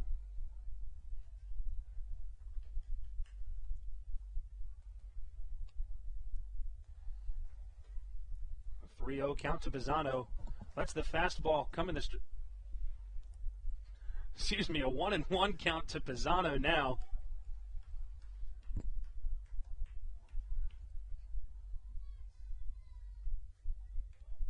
As Michael Baca waits at first base with 1 out here in the bottom of the 6th. There's the 1-1 pitch. Escobar pops up looking back to throw at first as Baca had a pretty large secondary. But no throw as he's able to get back, and the count runs to 2-1. And, Baca is somebody, as we talked about earlier, he plays with a fire in his belly, a chip on his shoulder. He's a lot of fun out there, but he's never not moving. He's always doing something, and in this case, getting in the headspace of the pitcher and catcher for the Honey Hunters. Now the 2-1 pitch Fastball right down the middle for Pisano. He looks a little upset he let that one go by, as it looked pretty coming out of the hand of the pitcher, Bryce. Now a 2-2 count to the designated hitter. Pisano, as we said, 1-0. Should be 1 for 2 on the day. As he reaches down for that one, able to foul it off just to the right side and stay alive in the at-bat. The count stays at 2 balls and 2 strikes. Yeah, Pisano's 1 for 2 effort today gives him a .293 batting average. He homered twice on his series, make that season opener this year, back on May the 28th in Charleston, West Virginia against the Power. Has 1 homer since, but he's been a really solid bat for the Blue Crabs. And you said just 1 homer for him since that, but 17 total RBIs on the season. Has another breaking ball low and out of the zone as he reaches for that one and lifts it down the right field line, but that one's going to go foul once again. There's many things that you want out of a 3-hole hitter. Of course, one of them being power, timely hitting, the ability to extend an inning, particularly in a situation where you're going to find yourself maybe with the first 2 batters going down in the inning or just trying to wear out a pitcher. That's what Zach Collier and Dario Pisano do for you. Of course, you see it here by Pisano, but arguably nobody better in the Atlantic League at just working at bats, and you're never going to get an easy out against Zach Collier. And we've talked about it before. Normally in that 3 spot of the lineup as of recent, but we've seen him in that leadoff spot, maybe even the 2 spot before, because as you said, you want those first 2 guys to get on, and he does a nice job.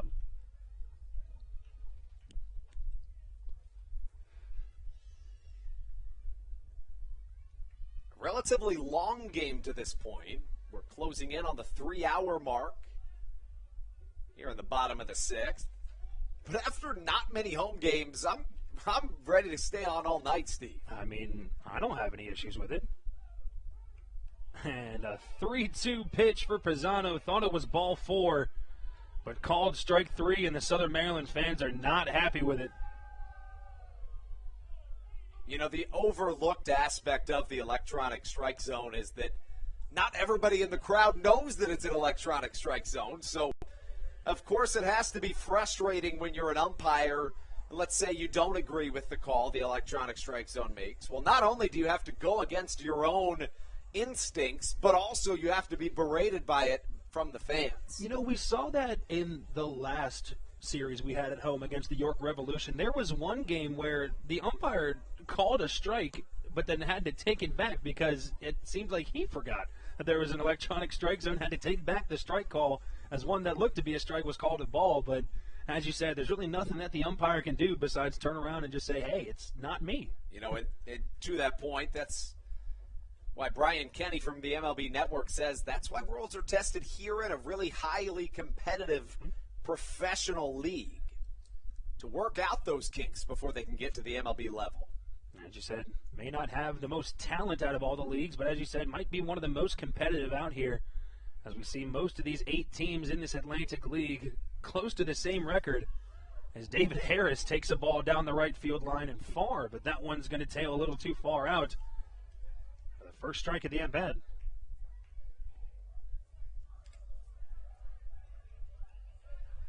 Southern Maryland on top 7-3 thanks to a brilliant 3rd inning in which they played at 5 runs.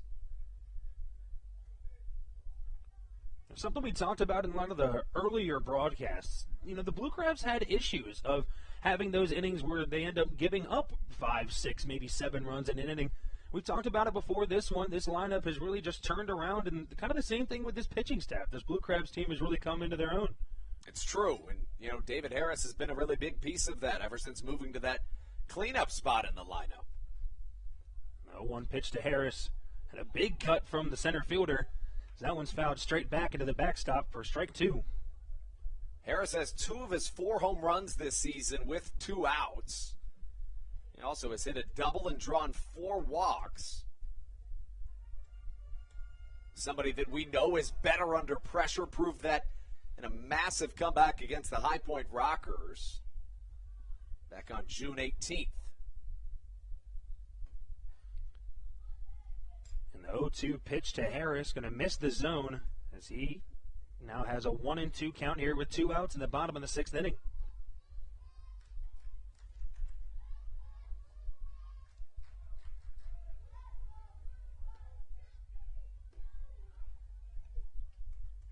The 1-2 pitch also misses the zone. Count runs to 2 balls and 2 strikes.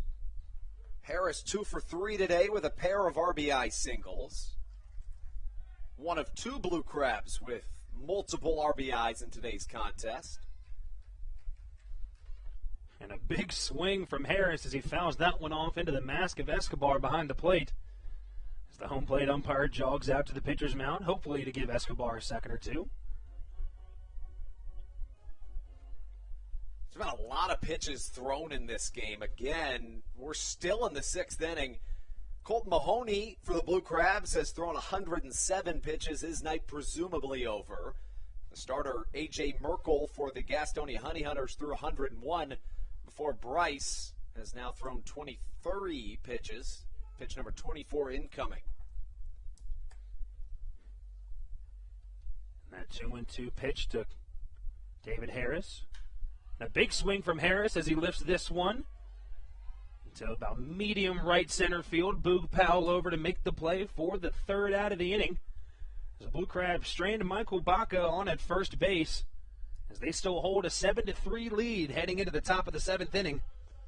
And it looks like Blake Bivens is going to come out here for relief in the top of the 7th. We'll have more on him when we return at the Hometown Real Estate Broadcast Network.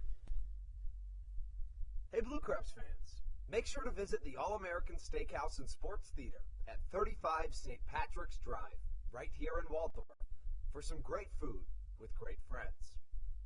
Their steaks are fresh, hand-cut, in-house daily, as well as many other fresh seafood, chicken, and beef options.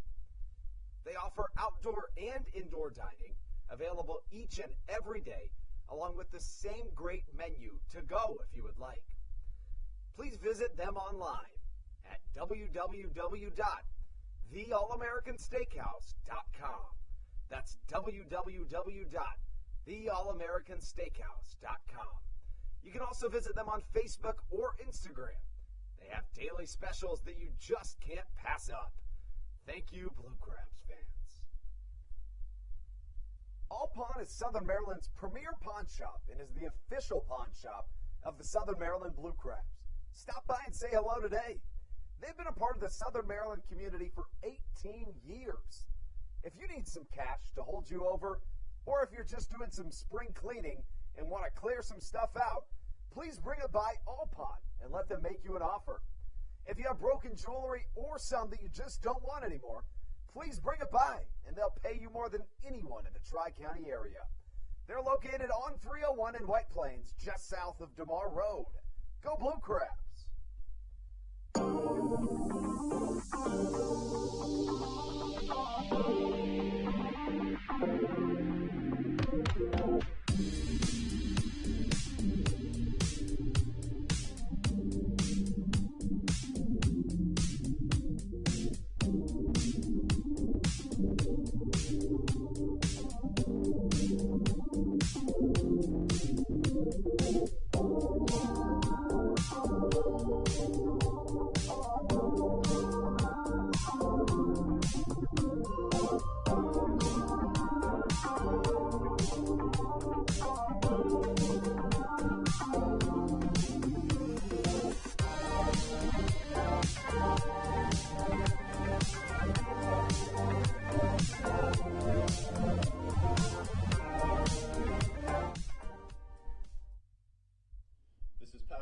And you're listening to the Hometown Real Estate Broadcast Network.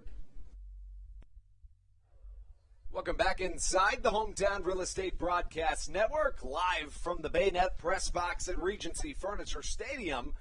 Blake Bivens takes the mound by way of 6 incredible innings from Colton Mahoney, in which he only allowed 4 hits on 3 Honey Hunters runs. A 7-3 Blue Crabs lead, as leading us off is number 10, Jordan Howard. The second baseman fouls away Bivens' first pitch of the evening.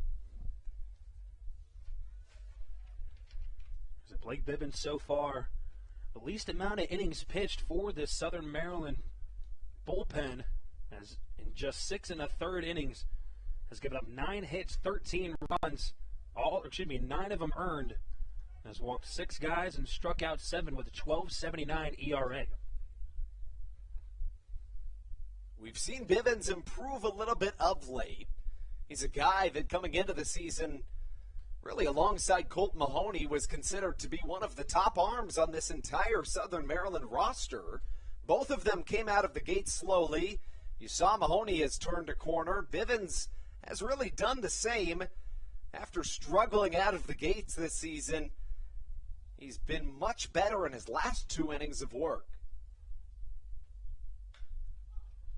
Little looper to the left side. Michael Baca off balance. Throw across the infield. Throws out the speedster. Another really nice play by the shortstop, Michael Baca. And you said it earlier, Andrew. We've seen a lot of good defensive play so far from both sides of the field today. And Michael Baca really seems to be holding it down in that shortstop spot.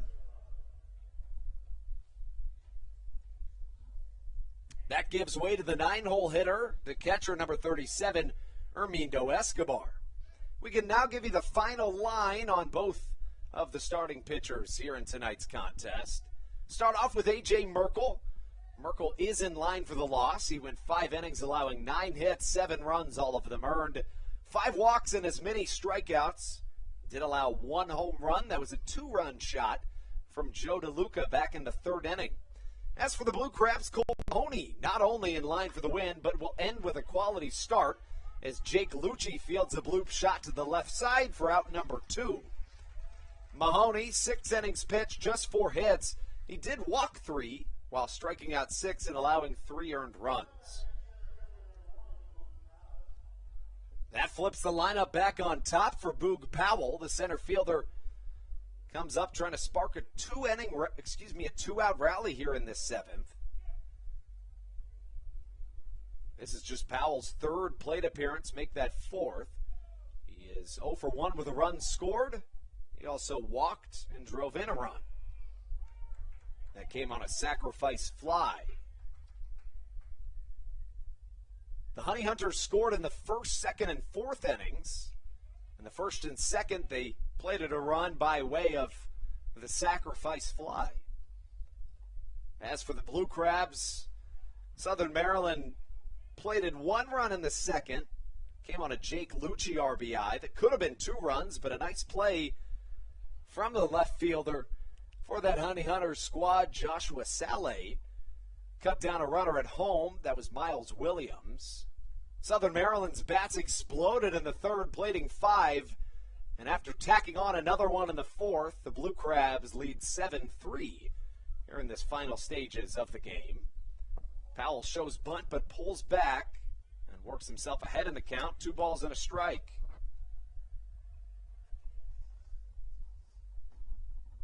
Powell, an MLB veteran, played for the Seattle Mariners and the Oakland Athletics as Bivens misses high and outside, drawing the count to 3-1. Blake Bivens, originally drafted in the 4th round by the Tampa Bay Rays, reached as high as Double-A with the Rays organization. This is first year in independent baseball. Powell rips one to right center field. Back goes David Harris at the wall. It bounces off the outdoor creation sign, and that could be a triple for Powell. Here comes the cutoff. Michael Baca fires to 3rd in time. What a relay! Josh McAdams applies the tag when it looked like a surefire triple. And absolutely, I mean, you said it, fantastic replay. That ball was absolutely ripped off the bat of Powell. And a nice job by Harris using that speed to just go get the ball and get it into Baca to make that turn and get it over to McAdams at 3rd. And with speed like Boog Powell's, it is tough to get him on a play like that. Beautiful play ends the 7th. 7th inning stretch time when we come back. Southern Maryland trying to tack on some more insurance runs here on the Hometown Real Estate Broadcast Network.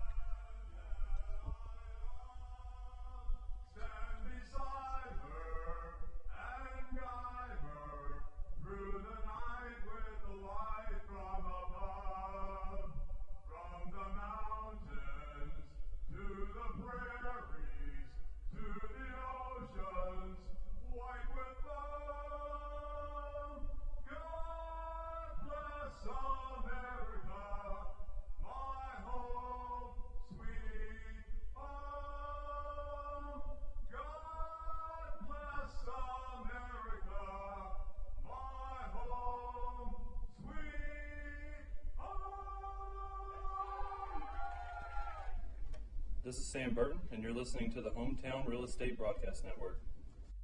Chick-fil-A of Charles County has been a proud supporter of the Southern Maryland Blue Crabs since their inception in 2008. For years, they have sponsored the Southern Maryland Blue Crabs, America's prisoners of war and missing in action. In between the second inning of each game, there is a moment of silence brought to you by Chick-fil-A.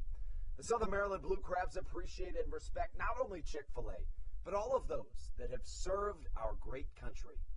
The seat that they sponsor was made possible by Chick-fil-A of Charles County. Thank you so much, and visit any of your Charles County Chick-fil-A locations today. The Charles County Department of Health encourages you to get the COVID-19 vaccination today.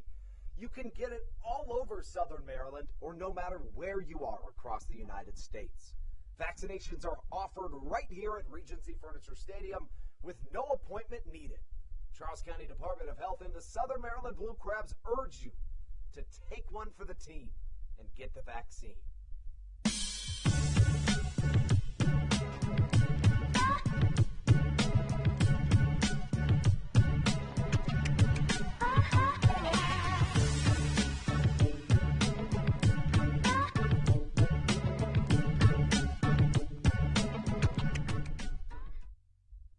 This is Will Decker, and you're listening to the Hometown Real Estate Broadcast Network.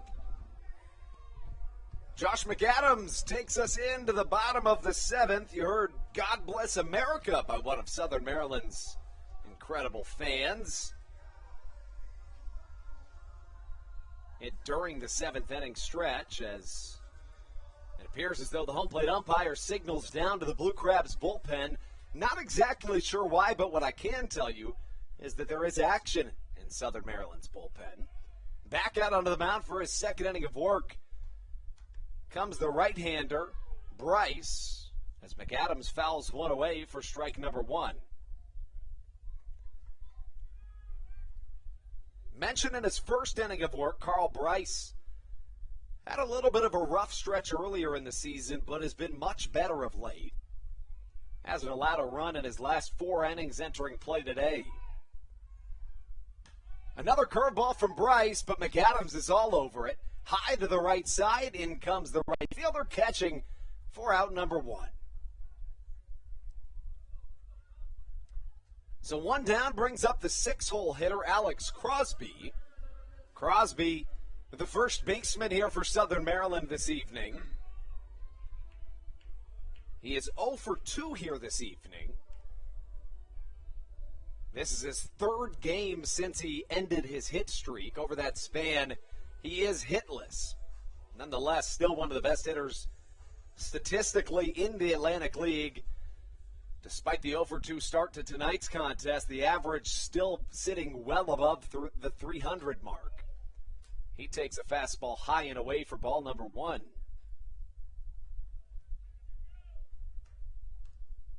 Bryce a long look into his catcher, Escobar. The 1-0 incoming. Well struck to the right side. There is a good chance that ball exits play, but it hangs up at the last second. You know, Stevie, it has been really difficult to read fly balls here this evening. There's been at least 2 or 3 that off the bat I was nearly certain were gone, and they weren't. And vice versa, there's been some that looked not that far, and one of which even left the ballpark. You know, I agree. I was going to say it back in the top of the 7th inning when Armando Escobar hit that fly ball to Jake Lucci. Off the bat, it sounded and looked like it was way over that picnic deck in left field. Same with that one. It looked like off the bat that ball was going to be way out of here, and both of them just turned into routine fly balls. So just like that, 2 down, none on for Joe DeLuca. DeLuca walked in the second, hit a 2-run home run in the third, and then struck out swinging back in the 5th. 2 down in the bottom of the 7th. DeLuca hammers one down the right field line, tiptoes on the chalk line, and that's extra bases for the switch-hitting catcher. Now remember, at the beginning of the season, we saw Joe DeLuca and Ryan Dick, who is no longer with us, and Jake Marshall kind of interchanging at catcher position. Joe DeLuca really has come alive with his bat now, doing a nice job really solidifying himself in that spot.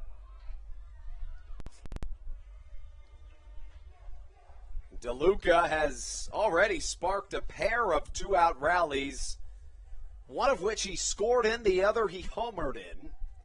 See if he can do it again with a two-out double. And up to the plate comes Miles Williams.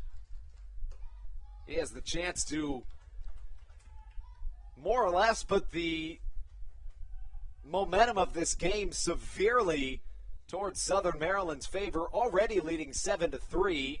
A 5-run lead heading into the 8th would be nearly a lethal blow for this Gastonia Honey Hunters team. Williams hits one high to the right side. In comes the right fielder, and he catches for out number 3.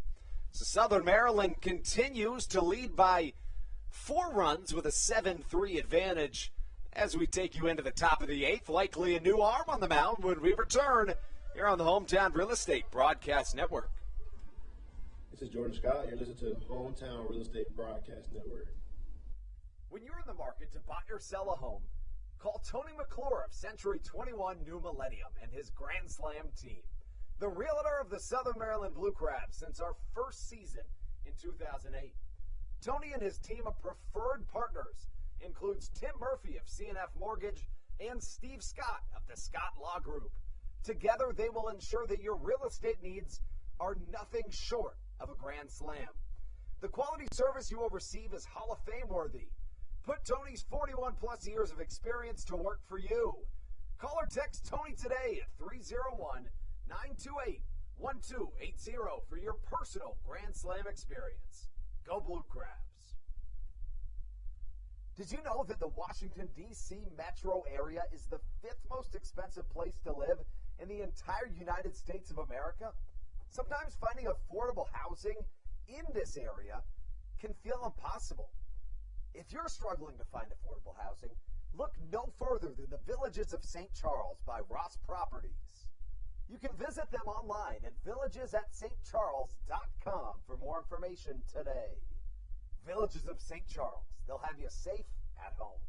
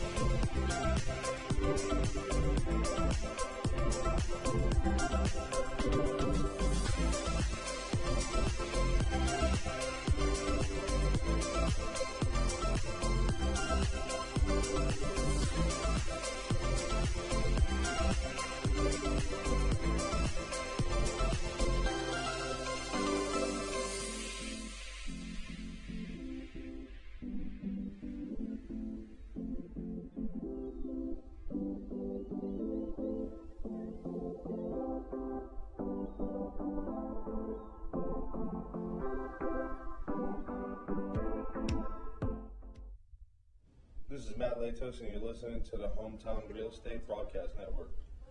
Patrick Baker onto the mound for the Blue Crabs after a scoreless inning of work from Blake Bivens.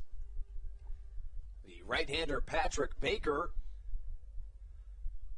tries to maintain this 4-run lead the Blue Crabs hold as we take you into the final 2 innings of baseball.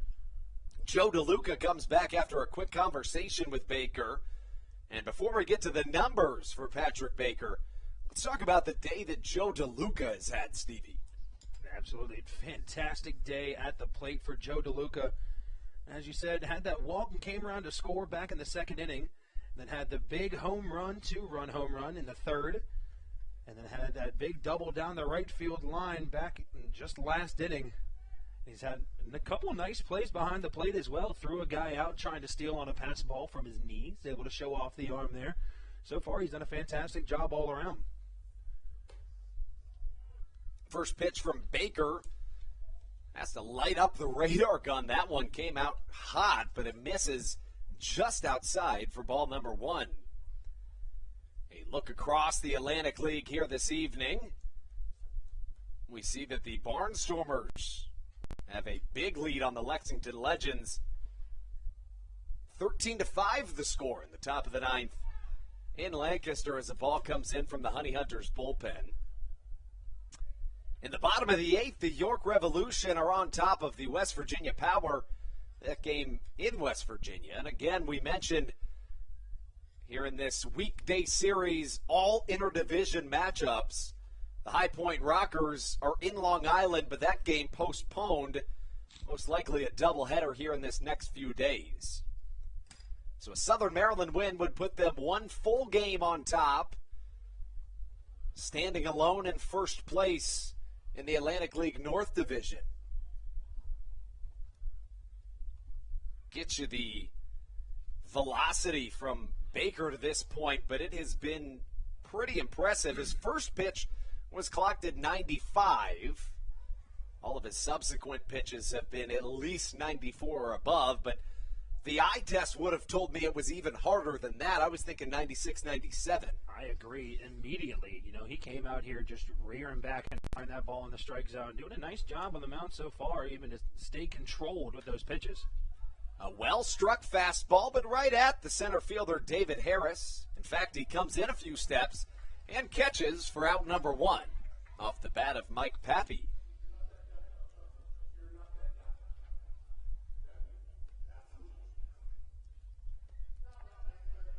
Looks like Stevie has an update on his bingo card.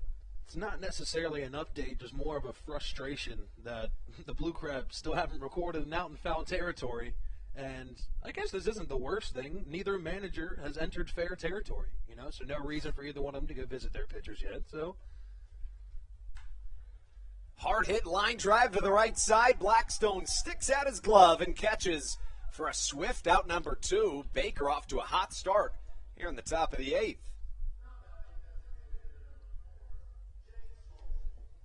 The Honey Hunters in their first year of existence. I've been very pleased to have them join the Atlantic League. They've been a blast to watch, of course, only from a distance. I've only seen them via the internet, but on their home opener, they had Magic Johnson come throughout the first pitch. They've clearly done very well in terms of attendance. A very welcomed member to the Atlantic League. Now, correct me if I'm wrong, Magic Johnson is the owner, correct? Or a part owner, is he not? Or was he just a local they invited to the game? I thought he had something to do with the team. No. So it's my understanding that he's friends with the owner of the Gastonia Honey Hunters and the founder of the team, Brandon Bellamy. That's it, because you see, like Brandon Phillips, he owns some of the Lexington Legends. I didn't know if it was one of those situations. Now, Magic Johnson is a part owner of the Dodgers, of course, but it's also my understanding that there's something to do as well with either Magic Johnson owns a catering company or is a partner or something to that effect that actually caters for the Gastonia Honey Hunters. Emphasis on the for, because Kent Blackstone laid out, scooped it with his glove, and throws it off to first. Looked like that was an out, but it was a bang-bang play, goes in favor of the Honey Hunters. I think that's one of those calls that could have easily gone either way, but tie normally goes to the runner. I think that one was a little too close to call. Nonetheless, fantastic play and some good hustle by Pat Baker off the mound there. Looked like he was going to try to make the play himself. The batter there was a pinch hitter taking place of the pitcher, Carl Bryce, who now will exit the game. That was Will Johnson that singled with two down. That gives way to the left fielder, number 28, Josh Saleh. We mentioned entering play here today, Saleh had an incredible 4 consecutive games that were multi-hit efforts, one of which he had 3 hits. He hit 3 home runs and drove in 12 RBIs over the last 4 games.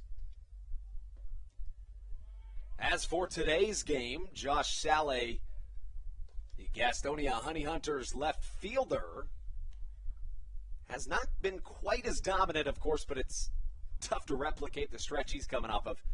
He has driven in a run. That was on a sac fly, but outside of that, he's 0 for 2. Fastball catches the outside edge. Baker works the count even at 2 balls and 2 strikes. We said it in that first at-bat. Baker really came out here with some high velocity behind these pitches and is doing a nice job, keeping his control. It's looking like he's putting 100% into every single pitch he's thrown so far. Runner goes on the pitch. Will Johnson is the tag. In time, not quite. Nearly everybody, not only on the field, but in the stadium, thought that was out number 3. And you see David Harris out in center field, almost at the infield dirt, as he was pretty sure that was an out as well.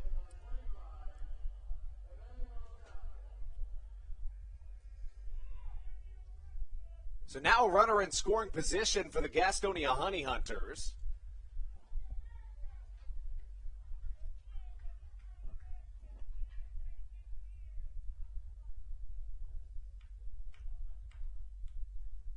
Saleh suddenly has one in scoring position. The right-hander Baker misses outside for ball 4. So that puts runners at first and second, making that stolen base less consequential. A walk in that situation, as you said, given that stolen base, isn't the worst thing to happen, as that sets up a force out at any bag here in the infield, as they're just looking to get out of this inning without letting up a run. Emmanuel Tapia comes to the plate, the first baseman, number 25 on the back of his jersey. To this point in the contest is 1 for 2. He did hit a solo home run. That was back in the 4th inning. Tapia has also drawn a walk, as DeLuca would like to have a word with his pitcher, Patrick Baker. We talk a lot about the Atlantic League rule changes. One of them in 2019 that is not a rule change in 2021 was that there was no mound visits permitted unless there was an injury or the pitcher was coming out of the game. That certainly kind of leaves that pitcher out on an island with just his thoughts. Not even an infielder could come talk to him. And, we see a lot of different rules coming in and out of this Atlantic League. Obviously, I'm not a huge fan of that one, especially because, I personally did not pitch growing up at all. But you got to feel for some of these pitchers. Like, say, Colton Mahoney back in that first inning had bases loaded, nobody out. If he had ended up, not doing so hot those next couple batters or whatever, you're going to want someone to come out there and try to calm you down. And just imagine if you're not able to. I think there's 2 schools of thought about it. One is that, you could argue, well, baseball players don't really get timeouts like a basketball player or a football player might, as Patrick Baker fans Tapia for strike number 3. But the other side of the coin there, of course, is the fact that, you have every half inning off as a pitcher, right? So if you pitch in the top of the first, you watch the bottom of the first. So you certainly get some time off. It's a little bit of a controversial rule change. I still don't know how I feel about it, and it did speed up the game a little bit, but not enough to keep the rule change around. That's what these rule changes are for. Southern Maryland leads by 4. 7-3 is the score as we take you into the bottom of the 8th here on the Hometown Real Estate Broadcast Network.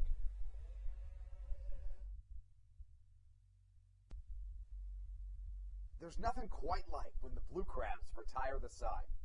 At Wealth Management Partners, they're on your side for your retirement planning needs.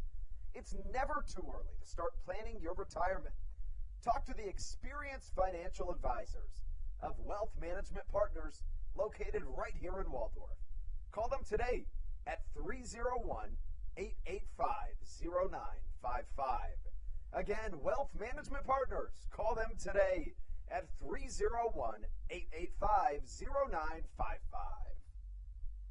Weiss Markets is a proud sponsor of the Southern Maryland Blue Crabs and has been since their inaugural season in 2008. Weiss Markets also presents one of the Blue Crabs' best and most famous promotions every single year. Kids can get in free to every single Blue Crabs game of every single year simply by wearing a jersey thanks to Weiss Markets. Weiss Markets can help you with all of your game day needs for a great price. Stop in at your local Weiss today. Eat better, spend less. That's wise. White Markets is a proud sponsor of the Southern Maryland Blue Crabs. This is Sam Burton, and you're listening to the Hometown Real Estate Broadcast Network. Sam Burton was tremendous last night. He gave the Blue Crabs 6 innings of scoreless work, I beg your pardon, in the series opener against the Long Island Ducks. Brandon Barker did the same last night for Southern Maryland. A new arm onto the mound for the Gastonia Honey Hunters. It is number 11, Brock Naughton, a 6'1", 200-pound reliever out of Springdale, Arkansas. Naughton last played for the New Jersey Jackals of the Frontier League. Jake Lucci up to the plate. First pitch he sees inside but called strike one. A 7-3 lead here on the Hometown Real Estate Broadcast Network. Let's recap how we got here. The Honey Hunters pulled out to a 2-1 lead after the first 2 innings of play. Gastonia plated a run in the first on a sacrifice fly and another one in the second. Southern Maryland cut their lead in half on a Jake Lucci single through the left side of the infield in the bottom of the second. Miles Williams was cut down at home trying to tie the game, but Southern Maryland did that and then some in the bottom of the third. 5 runs in the bottom of the third, headlined by a Joe DeLuca 2-run home run. The Honey Hunters and the Blue Crabs traded runs in the fourth. And a trio of scoreless innings gives us a 7-3 lead as a swinging bunt from Jake Lucci stays in the dirt right in front of the home plate for the first out of this bottom of the 8th inning. That brings up the shortstop. He has had a plethora of web gems here this evening. He's gotten it done at the plate, too. Michael Baca. If it wasn't for Joe DeLuca's night, you'd think Baca may be tonight's MVP. Yeah, I would agree. Michael Baca getting it done on both sides of the ball. As you said, a couple web gems in the field for him as he's showing out in the shortstop position. Baca 1 for 3 with a run scored. He also reached base on a walk.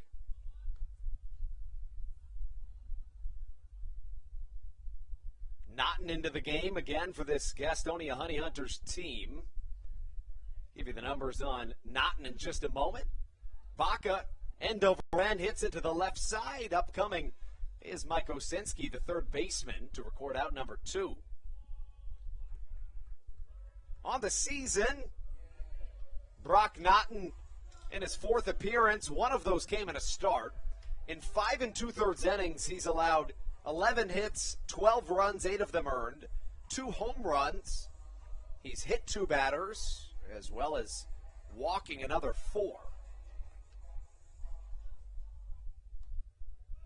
Brock Naughton with 2 quick outs, and Kent Blackstone up to the plate.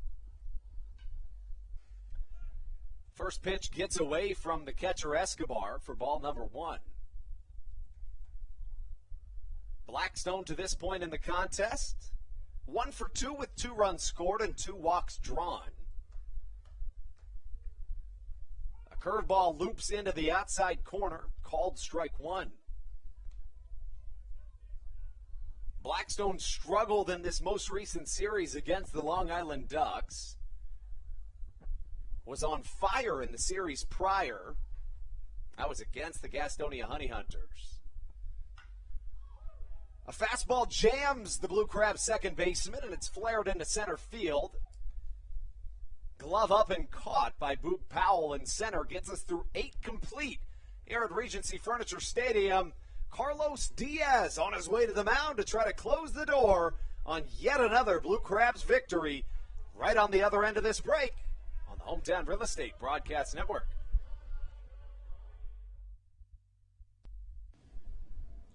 This is Carlos Diaz, and you are listening to the Hometown Real Estate Broadcast Network. Good.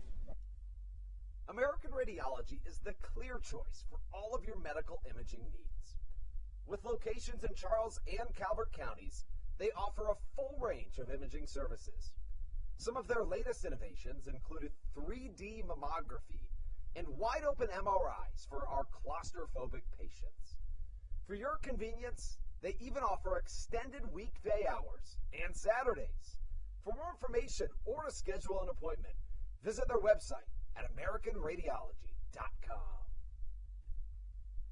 When you're in the market to buy or sell a home, call Tony McClure of Century 21 New Millennium and his Grand Slam team. The realtor of the Southern Maryland Blue Crabs since our first season in 2008. Tony and his team of preferred partners includes Tim Murphy of CNF Mortgage and Steve Scott of the Scott Law Group. Together, they will ensure that your real estate needs are nothing short of a grand slam. The quality service you will receive is Hall of Fame worthy. Put Tony's 41-plus years of experience to work for you. Call or text Tony today at 301-928-1280 for your personal Grand Slam experience. Go Blue Crabs. This is Carlos Diaz, and you are listening to the Hometown Real Estate Broadcast Network. Carlos Diaz welcomes himself into this top of the ninth inning. He's got a 4-run cushion as Southern Maryland attempts to close the door on a series opening victory. The Blue Crabs have been exceptional this season in series openers. Stevie, Southern Maryland with an incredible 8-2 record coming into play in series opening games. Of course, the subject that's talked about in the NBA Finals, which are kicking off tonight, more than about anything, we all know that whoever wins the first game of the series has a much better chance at winning that series. First pitch from Diaz on its way to the 7-hole hitter, the shortstop Manuel Geraldo. Catches for strike number 1. Geraldo, to this point in the contest, 0 for 3 with 2 strikeouts. As for Carlos Diaz, the lone southpaw in this entire Blue Crabs pitching staff, he's been very good but had a couple of rough outings to this point in the season. Fastball misses outside for ball number 2. On the season, he's 1-0 in 12 appearances, 10 2/3 innings pitched, 12 hits, 7 runs, 6 of them earned. The long ball has been the real Achilles heel of the left-hander. He's allowed 3 of them this season.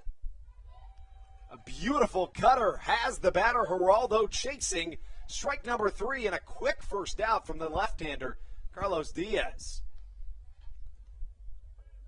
As you said, the long ball, one of his issues, has given up 3 home runs, you said, so far this season, but has 10 strikeouts and 2 walks, as we mentioned. You know, a nice strikeout number guy, as we see there, getting the strikeout to start off the top of the ninth.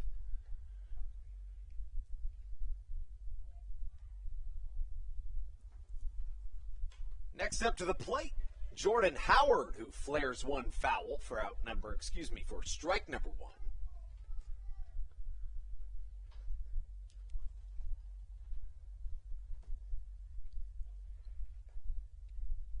Left-on-left matchup between Jordan Howard and Carlos Diaz. Diaz, 6 foot 2 inches, 225 pounds, 27 years old.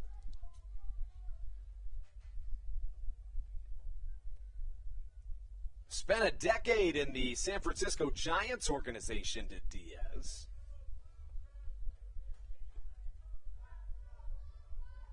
Signed by the Blue Crabs well before the season, back on February the 4th. Fastball called strike. Diaz with back-to-back strikeouts, and Southern Maryland is just 1 out away from securing the series opening victory.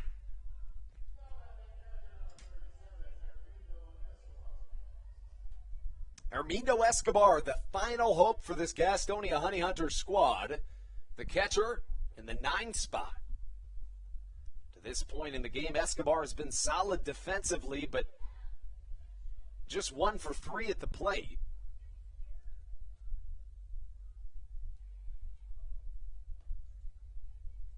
The real difference in this game to this point has been how the teams have performed with runners in scoring position. Now, of course, Gastonia, to their credit, has not had as many opportunities with runners in scoring position.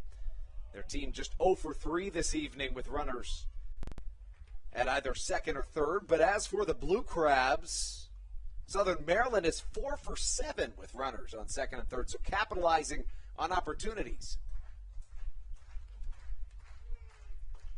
Diaz with a fastball bounces up and Gets Joe DeLuca right in the chest. Swiftly, the home plate umpire sprints out to hand the ball himself to Carlos Diaz. 2 balls and a strike to count. Diaz wipes his hand off on his pants. The 6-2 southpaw on his way. Fastball once again, this time fouled over our heads in the bayonet press box. And Escobar and the Honey Hunters are down to their final strike here in this top of the 9th. But just in case, Matt Latos continues to warm in the Blue Crabs bullpen.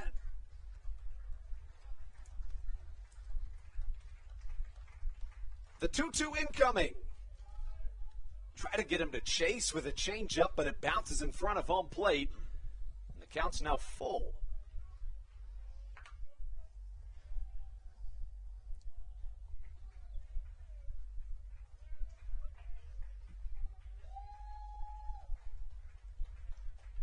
Three balls, 2 strikes, 2 down here in this top of the 9th. Southern Maryland on top, 7-3. The payoff pitch from Diaz jammed into shallow left field, and Jake Lucci has no choice but to watch it drop in front of him. And a 2-out single extends this ball game and flips the lineup back on top for the center fielder, Boog Powell.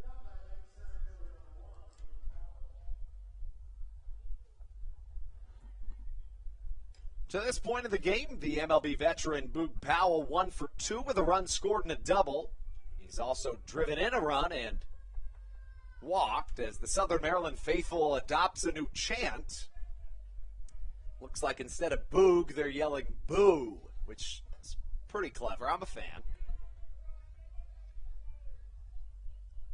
Pushed off the plate with a high and inside fastball is Boog Powell, who works ahead in the count 1-0. Another off speed. This one catches the zone to even things up at a ball and a strike. Escobar's speed at first does not present a threat. Powell's, however, does. His last time up, he had a double off the batter's eye in center field, but a beautiful relay by the center fielder David Harris. Shortstop Michael Baca, all the way to the third baseman Josh McAdams, somehow cut off Boog Powell of what looked to be a surefire triple. And not an easy thing to do. As you said, the speed of Boog Powell really just took a fantastic transition from Harris to Baca over to McAdams at third. A ball and 2 strikes. The Honey Hunters again down to their final strike. Diaz with an off-speed. Powell is able to hold back, however, as the count evens at 2 balls and 2 strikes. Mentioned Powell played in the MLB in the 2017 and 2018 seasons. Played with the Mariners and the Oakland Athletics. 2-2 on its way. Slider, did it catch the zone? Not quite. Looked like the home plate umpire was ready to pull the trigger, but not quite, says the automated ball strike system. And once again, the count runs full at 3 balls and 2 strikes. And we talked about it earlier, Andrew. Some of these umpires want to call strike, but the electronic scoreboard just didn't see it. You imagine the runner Escobar goes on the pitch. He's not being held on. The southpaw Diaz delivers a fastball that's spoiled away and will have to do it all again. Southern Maryland on top 7-3, out hitting the Gastonia Honey Hunters 10-7 here in the 9th inning. A clean game defensively, not a single error recorded. Left-on-left matchup continues. Fastball outside corner, not quite, says the home plate umpire. And just like that, the Honey Hunters are in business here with 2 down in the top of the 9th. And their 2-hole hitter, Mike Pappy, coming to the plate. That also goes back to just those calls that are really close. You don't know whether it would be called a ball or strike in real life, but given the situation, of course, we've now had 2 chances where there's been 2 strikes in the top of the 9th inning with 2 outs, and 2 very close pitches are called balls, and now we got runners on first and second. Interestingly, it seems as though The pinch runner that replaced Escobar at second base is a pitcher by trade, Stephen Farkas. You know, an interesting anecdote about that. Darryl Thompson's first time on an MLB field as anything other than a pitcher came in a pinch run role. He scored a run on a walk-off home run from his childhood hero, Ken Griffey Jr. That's pretty awesome. Pretty incredible. It was Griffey's 603rd home run. Thompson said he knew it was out from the second I left the bat, and so did everybody in the stadium, but he wasn't going to risk it. He stood on second until he watched that ball land in the bleachers because he wasn't going to mess up at his first ever professional pinch running opportunity. He said he looked at Dusty Baker when Baker told him he was going out to pinch run, and he said, wait, aren't there other guys that could do this? Because he'd only been in the MLB for like 2 weeks. Sitting there wondering, why am I the runner? Yeah, he said running the bases. There was plenty of other guys that could have done it. Baker, for whatever reason, opted for Thompson. Chopper up the middle. Diaz has trouble getting to it. Underhand throw to first, just in time. Out number 3. Take a deep breath, Southern Maryland. Andrew is correct. A deep breath was taken as it looked like Diaz might not have been able to make the play there as that ball bounced out of his glove, but able to do it, and the Blue Crabs get the series opening win once again. Southern Maryland advances to 20-16 on the season. 9-2 in series openers. Here in 2021, Stevie and I will step aside for just a moment. We'll be right back with the post-game report on the Hometown Real Estate Broadcast Network. This is Austin Glorious, and you're Chick-fil-A of Charles County has been a proud supporter of the Southern Maryland Blue Crabs since their inception in 2008. For years, they have sponsored the Southern Maryland Blue Crabs, America's prisoners of war and missing in action. In between the second inning of each game, there is a moment of silence brought to you by Chick-fil-A. The Southern Maryland Blue Crabs appreciate and respect not only Chick-fil-A, but all of those that have served our great country. The seat that they sponsor was made possible by Chick-fil-A of Charles County. Thank you so much, and visit any of your Charles County Chick-fil-A locations today. The Charles County Department of Health encourages you to get the COVID-19 vaccination today. You can get it all over Southern Maryland or no matter where you are across the United States. Vaccinations are offered right here at Regency Furniture Stadium with no appointment needed. Charles County Department of Health and the Southern Maryland Blue Crabs urge you to take one for the team and get the vaccine.